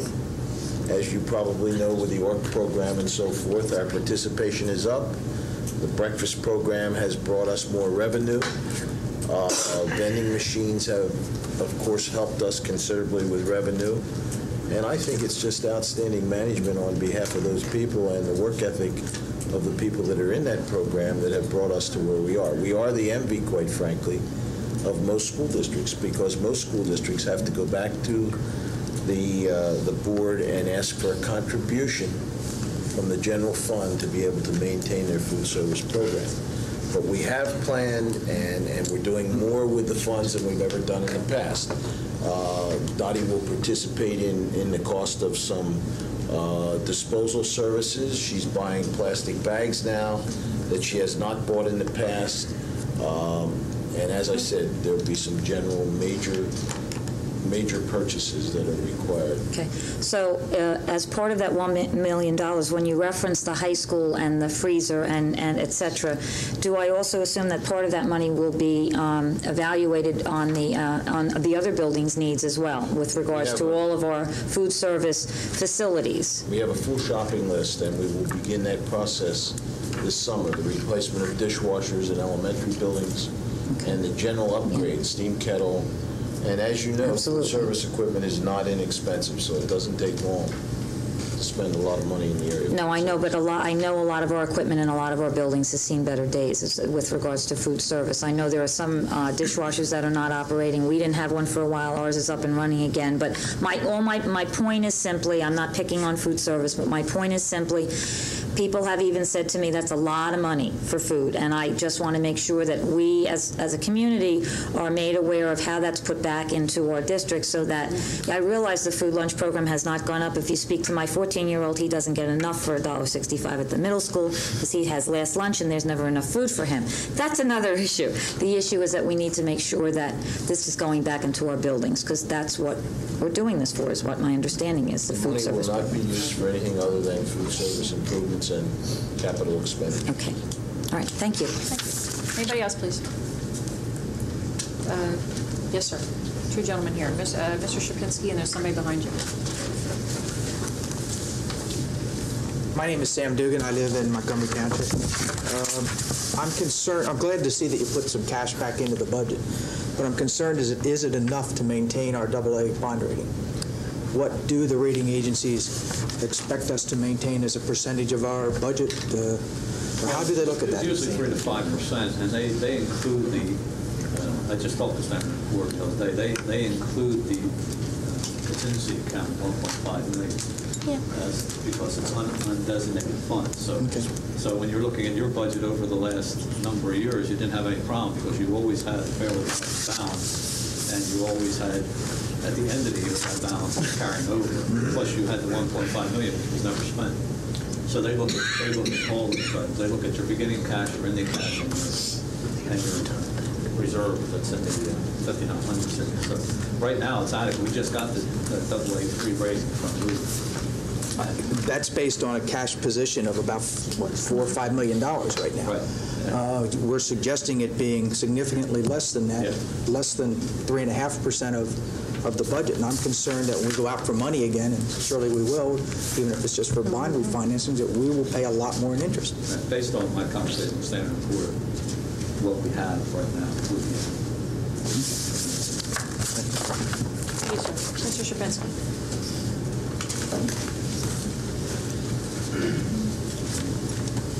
Ben Sherpinsky, Talmadge Township. First, I'd like to thank Tom Tracy for making the form readable, easy to use. It's a lot better than lugging the thick book around. I have a couple questions about some changes in the budget from April to May, and I think Dr. Miller can address the first two I have. We had an increase from April to May in degree improvement and tuition reimbursements. Were they just a firming up of your department numbers or increased estimates from your department? Yes, Mr. Sherpinsky, when we originally did the estimates, we were basing it on what we had used in past years, what we had needed. But what we found as we were working through the budget process and making revisions is that we had more people than ever needing tuition reimbursements this past April, so that we had to revise our figures because we know that next year we're going to have even more young teachers who will be going to school and requesting tuition reimbursement and ultimately moving toward degree improvement. Okay. You have an approved list for tuition reimbursements? We do that. We do that 3 times a year according to the contract. We do that in the board at the board meeting in September. We do one at the end of November, and we do one in April. Okay. The degree improvement and the tuition reimbursement totals from what Tom Tracy put out here is like $270,000. Could you give a breakdown, or not now if you can't do it now, but could you give me a breakdown of how many professional staff at service, just so I have an idea? You mean in other words, how many people actually got that? I mean, how many people did that affect? Oh, how many this year? I can't tell you how many that will affect next year because I can only estimate how much we might need based on what we use this year. But I can give you a number of people that received tuition reimbursement That's what I'm looking for, actual number of persons. Yes, I don't have that available, but I'd be glad to get that for you. Okay. Tom answered my one question about employee benefits by this breakdown. The other question I had was, in the April to May budget in K through 12 curriculum development, Dr. Bose, there was a drop of 50%. That's a lot. Think you can do without it? Well, I think we have no choice. It's pretty significant. The school district got itself in a lot of trouble with curriculum development in the last few years over this. I mean, that was the reason why we bought textbooks and other things, wasn't it? That's a pretty significant drop. I don't really recommend that. I would like to see possibly that changing, that the board can see for it. I think, Mr. Sierpinski, you've been an observer of these proceedings and understand school finance well enough to know that the budget building process is giving and taking. Sometimes you give, sometimes you take. It's a lot of taking. Sometimes more than one than the other. But I think overall that we can make this work. Okay. Another cut in Series 600 supplies was school library services for $36,000. That's a significant drop. That's more than 15% in that area too, and non-salary or benefits. And again, I can't imagine what they cut in the library services. I mean, my kids go to Englewood, I go in there all the time. I can't imagine what service you're cutting. I mean, is it something in particular, new books, or I mean, what are they going for? If I could try this, Mr. Sierpinski, not all of these, as you go through the analysis here, the comparisons are necessarily April to May. Okay, they're not necessarily cuts, they could be corrections and adjustments. Mr. Tracy has gone through a rat's nest of a budget, and there were at one point 53 overexpended accounts that needed proper correction, and then there were an ungodly number of accounts. Well, if you could find out if this was one of those, I'd like to know, because it's a significant drop in that particular area, considering how small the budget is in that area. All right, let me check that, but I believe that, not every single one of these are the results of a hatchet hitting it as opposed to a proper correction. That's what I'd like to know. Another? Where are we? Well, more specifically what he wanted for help. We'll check it. Okay. I just wanted to know what the services were. Was it library services under a particular school that you saw? 600 supplies. Library services. 36,000. The other question, I guess, was for Mr. Tracy. Under Series 800 other objects, it says prior year receipt payment $650,000. Series 800. I guess my question was $650,000 in prior year receipt payments. Is that stuff we just didn't pay last year? No. I mean, that gives me the impression that we're in our bill or something. Prior year receipts are on the assessment appeals. That's what the majority of that is. So it's according to whether you win or lose. Right. So you have to take a long-term guesstimate. So that's how much we lost. 7, 8, 9 years. You've got something out there. And come up with a figure that you think now, a couple of years ago, if you looked at the annual financial report, you would think that a couple of years ago you paid back $1.6 million. Okay, so this year it was budgeted for $1.6 million, but so far we've only spent $400,000. Okay. That's going to vary. There's a lot of items in your revenue section, which, to be very frank with you, are pure guesstimates. Interim tax. All you can do is look at historical data and try and come up with the best educated guess you can have, because you have no idea what builder's going to come in and buy a property and in a very short period of time put up a bunch of houses or a shopping strip mall, and you get a lot of money all of a sudden. Well, I can imagine. I know interim tax was hard to find. The one you just picked is one of those items. It was a good guess 2 years ago. This year it was way high, but that's why you end up with fund balance. Okay. I guess the last item is just on the guidance counselor cut, the recommendation by the administration. I was here when Dr. Bose fought for it, and I don't agree with it. I know the current high school counseling staff services more kids than any other school district per counselor, and now we're cutting the fifth guy away. The fifth guy brought it down to maybe 15 or 20% over other school districts. Now we're going to push that number way up again by cutting the guy. I know Mr. Mosey had a concern that the original fifth assistant principal was brought in to do that job. It's not a concern, Mr. Sierpinski. I was told that by the high school principal. Are those duties? Told me that. Are those duties still going to be covered by that guy? I hope so. That's what Dr. Cotter told me last year was why he needed the fifth principal.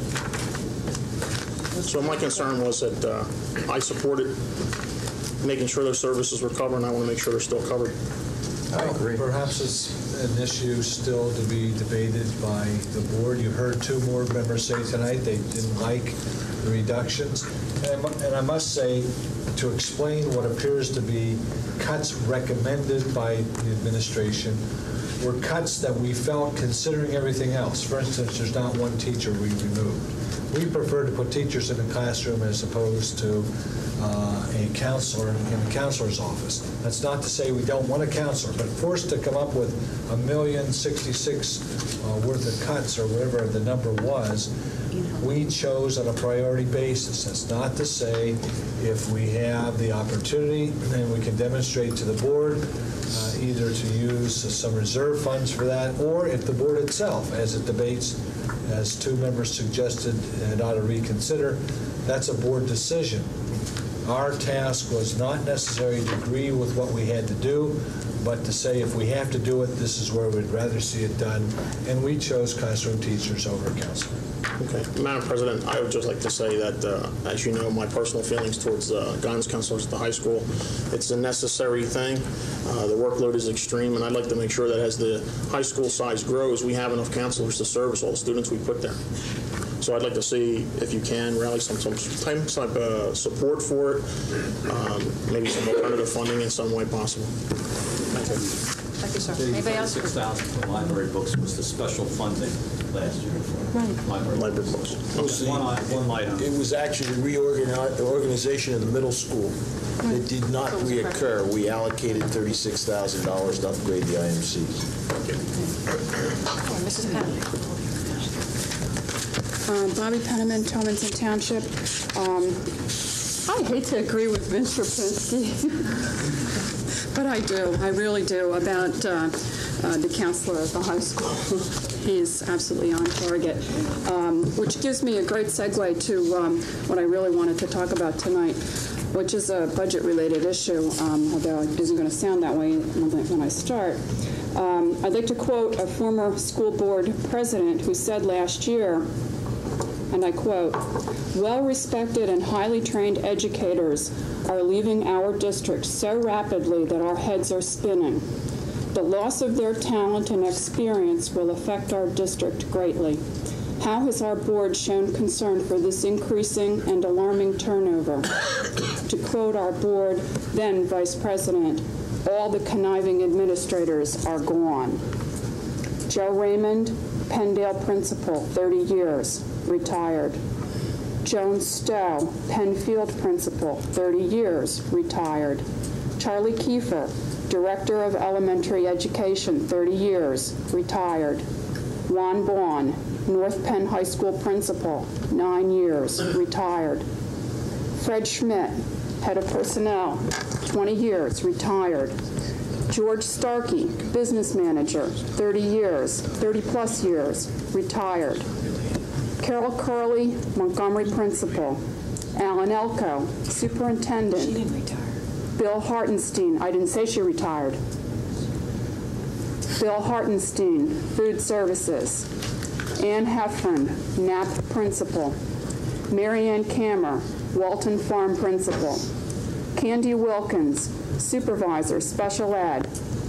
Dennis Kelly, director of finances. Judy Clark, director of student services and special ed. Sandy Mangano, long-range planning and staff development. Susan Sinkinson, coordinator of staff development. Brenda Haber-Sutter, assistant director of human resources. Sue Cahill, supervisor of English and school to work. Sue Durstein, reading recovery. And rumors are rampant today as respects another elementary principal and another top-level administrator out of this building. Of these 21 people who have left the district in the past several years or who are leaving, only 6 have retired.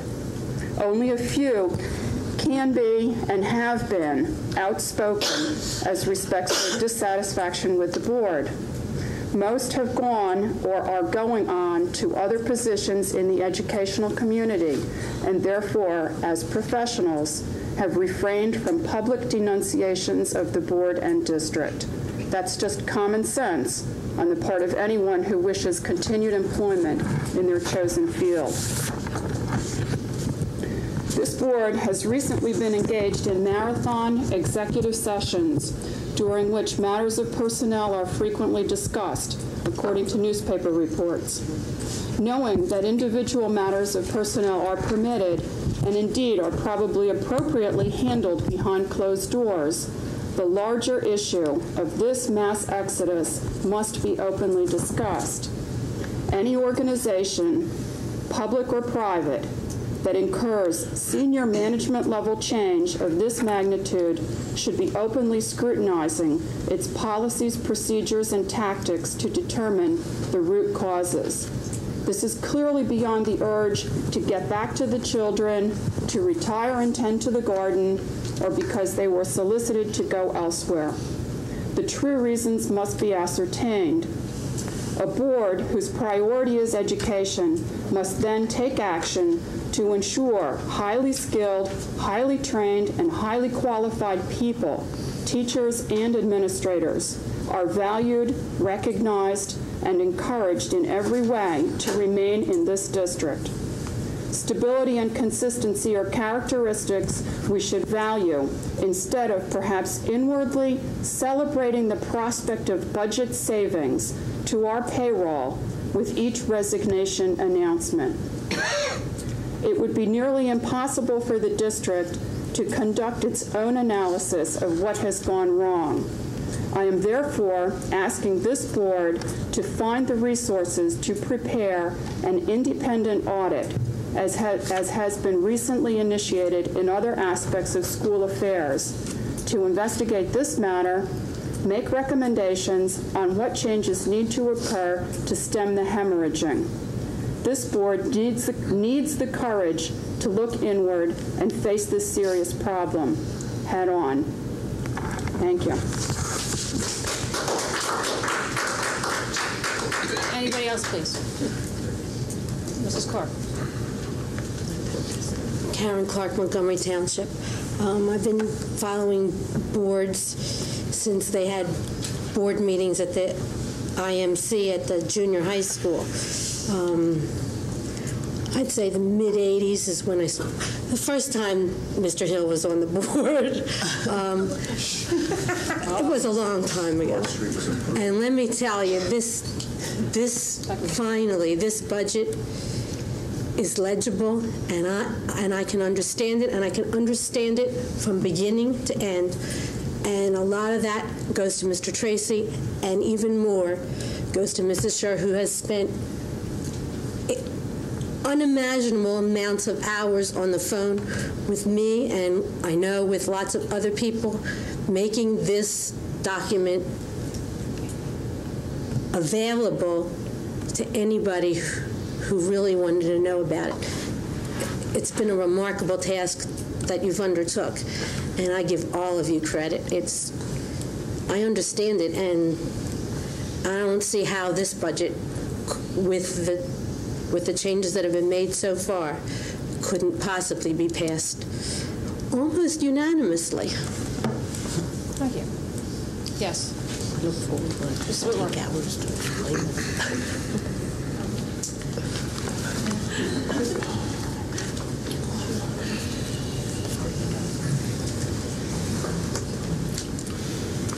Marla Darcy, Upper Gwinnett. I just wanted, for the record, to hear again that the 13.5 elementary school teachers, the 5 special ed teachers, and the 8 secondary school teachers are definitely remaining in this budget. They're in the budget now. I can't guarantee what happens after this. Go team, yes. Okay, then I think we're going to be in very big trouble if we don't at least hire that number of teachers. I also want to speak up for that we are in need of another staff developer, as Bill Allen pointed out, very good reasons why. And I can't see how a guidance counselor could be cut from the budget when everyone in this community and on this board has raised concerns about the size of the high school, about the size of handling students, we've heard over and over students falling through the crack. And one of the solutions that has been given over and over is that guidance counselors monitor these students and become more personalized with them so that they're not nameless, faceless people in a sea of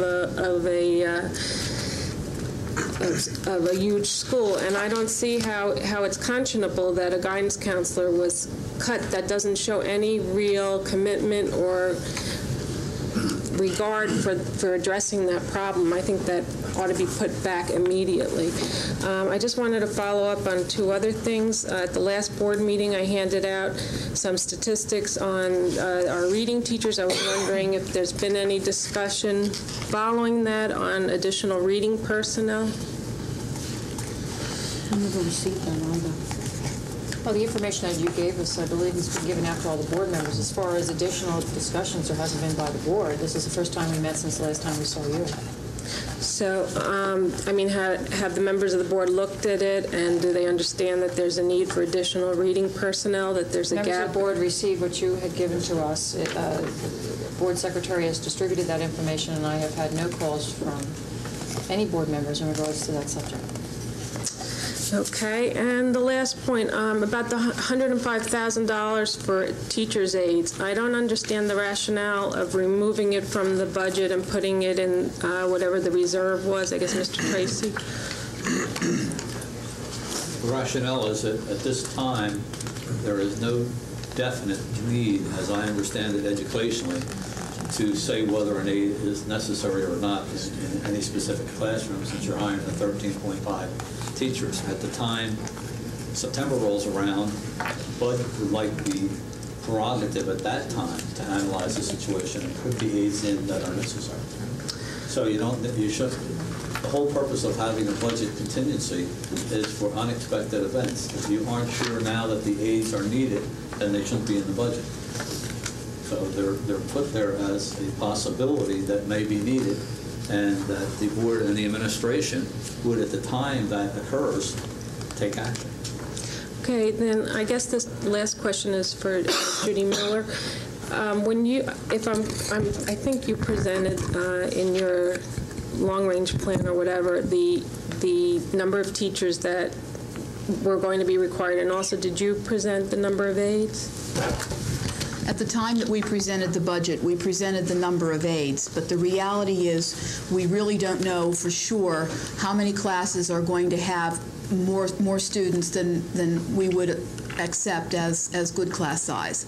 And so as an administration, we talked long and hard about this and felt that the best approach would be to wait and see how the enrollment falls out.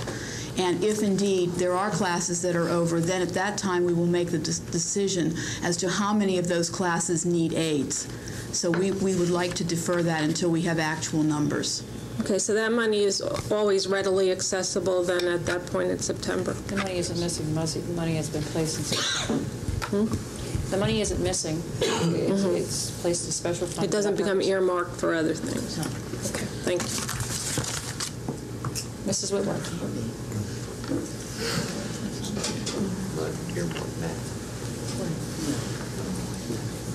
That was the question.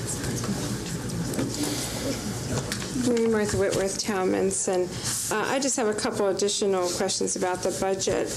With technology, if I understand it right, from what Linda said, there's $1 million put into that special account from which we can draw for technology. Is that correct? $1 million? That's correct. Okay.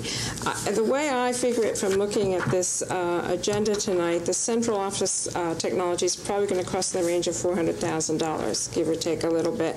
If that's accurate, that leaves $600,000 for 17 other schools, which works out to about $35,000 per school, which doesn't imply much technology. So I would like to strongly recommend that you up that number to $2 million so that we have at least a start in the schools. Our technology is archaic, as we all know, and $35,000 per school, I believe David will tell us, will not buy much technology for the schools. So that I just would like to recommend that you do that. And I also wanted to recommend the three things that have been discussed as cuts, I feel very strongly about also. The additional counselor at the high school, I think, is a very big mistake to cut that. It's my understanding that there has not been a new counselor at the high school in over 12 years. As a matter of fact, they have lost one counselor position at the high school. It's my understanding, because when Dr. Yarwood left, he was Director of Guidance Services there, but he did not have a personal caseload. When he left, that job was transferred to Mr. Vincius, who now has a caseload and Director of Guidance. So there's really one less counselor there. And there have been 500 to 600 new students since that time. So that's 500 to 600 new students with no new counselors in that whole period of time. I think that's unbelievable, and I think we desperately need that counselor.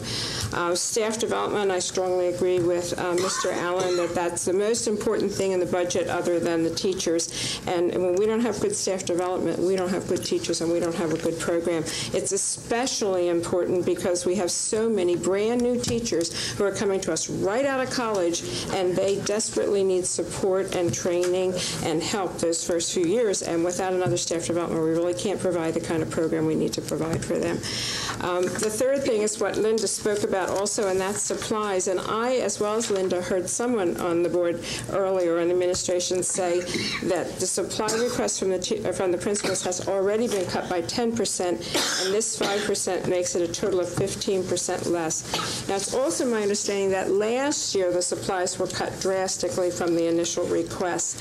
And I've talked to a number of teachers who told me that the supply problem in the schools this year was critical. There were schools where the teachers had a quota on the number of copies they could make of worksheets and things for their classes each particular week. They had to count the number of pieces of paper they used. That begins to really impact on the instructional program. There are a lot of activities that they can't do because they don't have the paper to make the things they need. And we're always talking about getting the money down to the classroom, down to the kids, and that's an example of where it's really having a direct impact. And I also understand, although I might be wrong about this, that part of that money is the principal's discretion to use for library books, and many principals, or at least some principals, couldn't use it for library books because they had to buy paper, so that meant that many fewer library books in our children's libraries.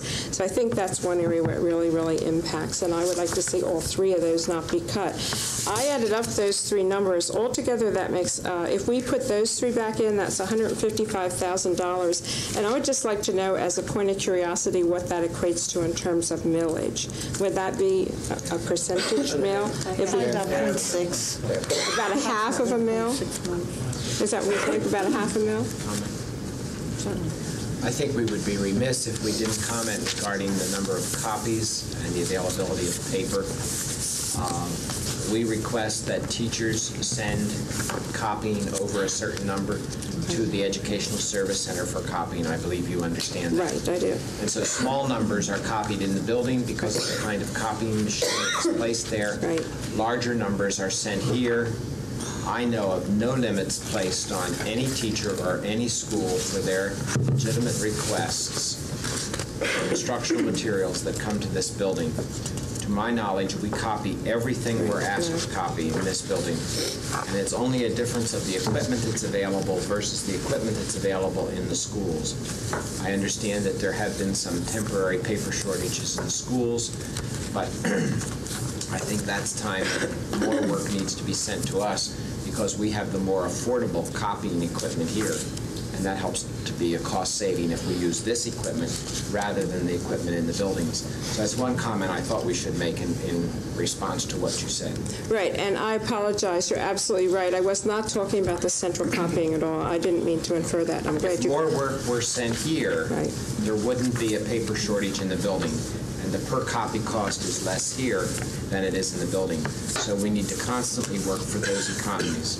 I understand that, but I also understand that the best kind of teaching is a spontaneous, teachable moment kind of teaching, and you don't always know ahead of time that you're going to need to make 10 or 15 copies because a child's real interested in studying dinosaurs and you need the information about that afternoon. That's what I'm talking about. That's the kind of thing that was cut back. It's my understanding that kind of thing wasn't able to be done in the schools as much this year. But I'm absolutely not talking about the copying over here. I don't know anything about that. So, but I just, my point is that it does impact the classroom if we cut that supply budget by another 15%, whether it's books or copies or whatever it is. I think it affects the kids, and I think that's not a good idea. That's all I have on the budget. I had one other thing that I wanted to bring up that isn't related to the budget, but I really can't stay too much longer. Can I talk about it now, or do I have to wait until the very end of the meeting? Probably end of the meeting. Is that going to be a lot more? Because we're going by. But you are going to have an open audience of citizens at the end? Well, there'll be another audience of citizens at the end. But it would be open to anything you want to talk about. It won't have to. No, it's a work session. We keep it to the agenda. That, I thought that had been changed. Then you change that policy and you can talk about anything at any meeting, you said. No, a regular meeting of the board action meeting. Regular meeting. And special action meeting. Hasn't that been changed? You can talk about, I thought that was one of the changes you made, Donna, when you came in. Okay, but you've taken your 5 minutes. If you want to circle back around, that's fine. Okay. Thanks. Anybody else, please? Yes. Yeah, but Mrs. Nagle, I mean, I want to make sure that tonight's agenda, that whatever anybody gets up to say, that it's pertinent to the items on the agenda. You want to open up a new can of worms now with our policies. It was changed for special action meetings and Right. regular action meetings Not because work they are sessions. official action meetings of the board. Work sessions Not are work according to sessions. the Okay, agenda, ladies, not the board secretary is under the impression that Mr. Bartle said that at any time in a public session. Official action Any matters meetings of before the board. Official action meetings of the board. So we'll They changed on special action meetings. We will check now. with the solicitor. It doesn't matter because whatever our policy. Okay, Mrs. Collins. Jenny Collins, Talmenson. I guess my question is for Mr. Tracy. I think I finally now understand capital reserve, budget reserve, and cash balance. The previous meeting, you were concerned that we didn't have enough money where? Was it the cash balance? Yes, we were using the entire cash balance in lieu of bills. Okay, do you feel we now have enough? Or would you like to see more? Well, we don't want to spend more extra money. I feel this budget It's enough. More than we've ever had. because of the total amount of balance. The way it's been spread, I think, is adequately taken care of. Okay, you were concerned that next year, because of like the teacher contract stipulations thing, we would have a large increase next year. Where do we stand now as far as next year? Well, you're putting 4 mills in, this year's budget, which means that millage, once it's in there, it continues. So you have next year, you really, in effect, have some new millage that you would mill this year to cover items in this budget now. If there are non-recurring items in there, it would help you offset that salary increase. Okay, do you have any idea of what automatic increase we'll have next year then? Next year you have, as Vicki and Donna and everybody said, you've been very fortunate in this district with items that seem to come up, sort of the sale of land, the increased assessment. Next year you have a reassessment coming in. Usually with a reassessment, there is usually a windfall that comes in along with the reassessment, even with the same millage. So therefore, you can look at possibly more revenue coming in that area. So again, this budget is going a long way. If you remember what I said last time, I recommended using only half the balance as a compromise. If you were here, if you remember my exact statement, in this budget, you have done that twice. Because by taking $1 million out and retaining $2 million and having $1.5 million in reserve, we actually have accomplished more than We still have it all. It's just in different spots. And this cash balance that we show here, we can't really touch except to put it into a capital fund. Is that the idea? Okay, thank you. Anybody else, please? Okay. Make it quick, please, Mrs. Whitworth. We have other matters on the agenda that we wish to get to. It's very quick, and it can't wait beyond tonight. Otherwise, I wouldn't have insisted. On behalf of the 12,000 students in this district and their parents, I would like to say a very big thank you to the teachers and principals who have provided an outstanding education to our students under very difficult conditions this year. We've had kindergarten teachers with 29 students, art and music teachers who have to carry their supplies and instruments on carts because they had no rooms, fifth grade teachers with 35 students in math classes, middle school science teachers with 30 13-year-olds in a science lab, reading teachers with 200 students to help, high school teachers who have to start classes 5 minutes late because the students can't get through the hall, counselors with hundreds of college recommendations to write, teachers working with archaic computer equipment and no access to internet for research, a revolving door of administrators providing little or no direction for the district's educational program, and some board members who are openly anti-teacher. The worst thing, however, is the high stress level our teachers are under. Mr. Fred Smith said when he resigned last year that staff morale was the lowest it had been in his 26 years with the district. Well, now it's even worse. Despite all this, however, our teachers, being true professionals who are dedicated to children and young people, have continued to provide the very best education for our students. I hope that every parent will take a minute this week to write a thank you note to your children's teachers and let them know how very much you appreciate them. They certainly deserve it.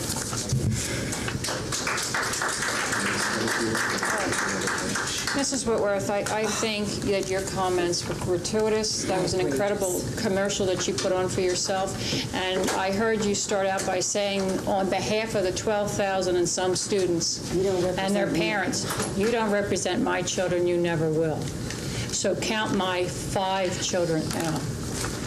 And on another thing, if you're going to be that negative, why stay? All the nice things you could have said up there about what has happened this year in the lives of children, teachers, administrators, if I was that negative, I'd move. Let's move for tape. Okay, ladies and gentlemen, it's 11:20. The tape has been changed. We're back in session. There are 2 matters on the agenda, the balance of this agenda. Under technology, there was the business systems and the educational system. My understanding was that the business system was to give explanation and have discussion on the desire for penimation to be placed here at the ESC. And as to the educational system, there was a request by many board members that there was a wish to see specifically from Dr. Hassler and Mr. Nyman what it is specifically that we expect to educationally accomplish with the technology that is requested that we purchase. With it being this late, there are board members that wish to adjourn and bring this back up on the agenda for the 19th as continued discussion. And I believe there are more than 5 board members that would wish to tentatively place penimation on an action agenda with discussion prior to any vote taken, of course. Is that a correct understanding around, Mr. Mosey? You want to put that on an action agenda or another work session? The next meeting we have is the 19th. That's an action meeting. Correct. You want to put technology on a night of an action meeting? Just the purchase of the business system, so it can be installed this summer. Yeah, that's okay. Around? Yes. Okay. Yes. Yes. Right, do we have opportunity for some basic questions if they're left open? I will attempt to answer them, get them answered between them, but I have some questions because you know my concerns regarding it being, there being some competition for that program. And you know, I also have some servicing concerns over their history. Well, that vote isn't taken until there's discussion and But as long, but on action meetings, sometimes we just move right into vote. So we're going to make an understanding for penimation. Okay. Can I please clear the record? Any questions which I receive during the next days, I will attempt to get written responses to your questions to you. Okay. So if you have specific questions, I can anticipate some of your questions, but others I may not anticipate. So if you would give me your questions, I would get answers to you prior to, or at least, depending on when they arrive, I'll be ready to answer them that night. That's fair. Okay, and I should direct them to you, Ken, instead of Mr. Newman? Please direct them to me. Okay, can I, Madam, I know you want to close, but could I please clear the record on what I believe is a misunderstanding?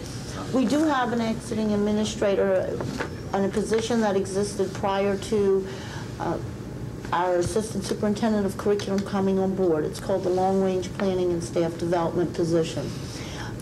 With that position, it's my understanding, and I haven't heard it said here tonight, but that Dr. Bose was looking at revising the job description of that position taken into account that we do have a director of curriculum, assistant superintendent of curriculum, which in many cases, you know, he would be involving himself in long-range planning, of course, for curriculum, as it's now held by another person. Why are we bringing this up? It's not on the agenda. The dollars that are in the budget, there still remains $76,000 that is being devoted to an additional position to the staff developer, Mr. Page, that we have this year.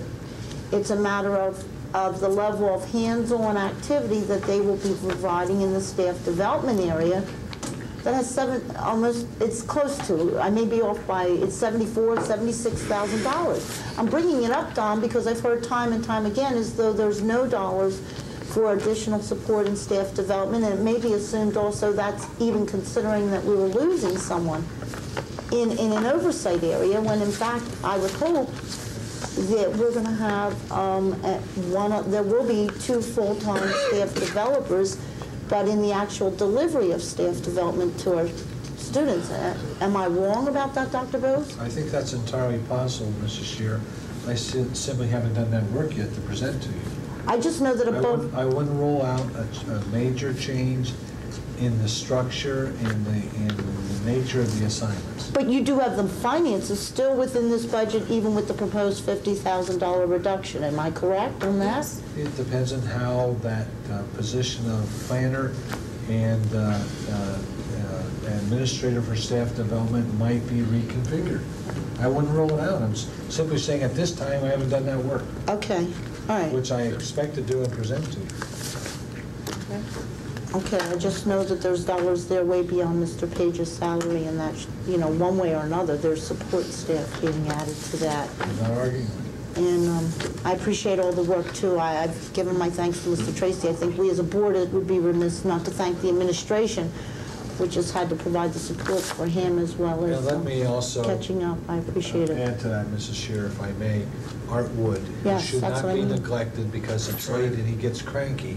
But Art has done a marvelous job working on this, along with Tom Tracy. They've made a good team.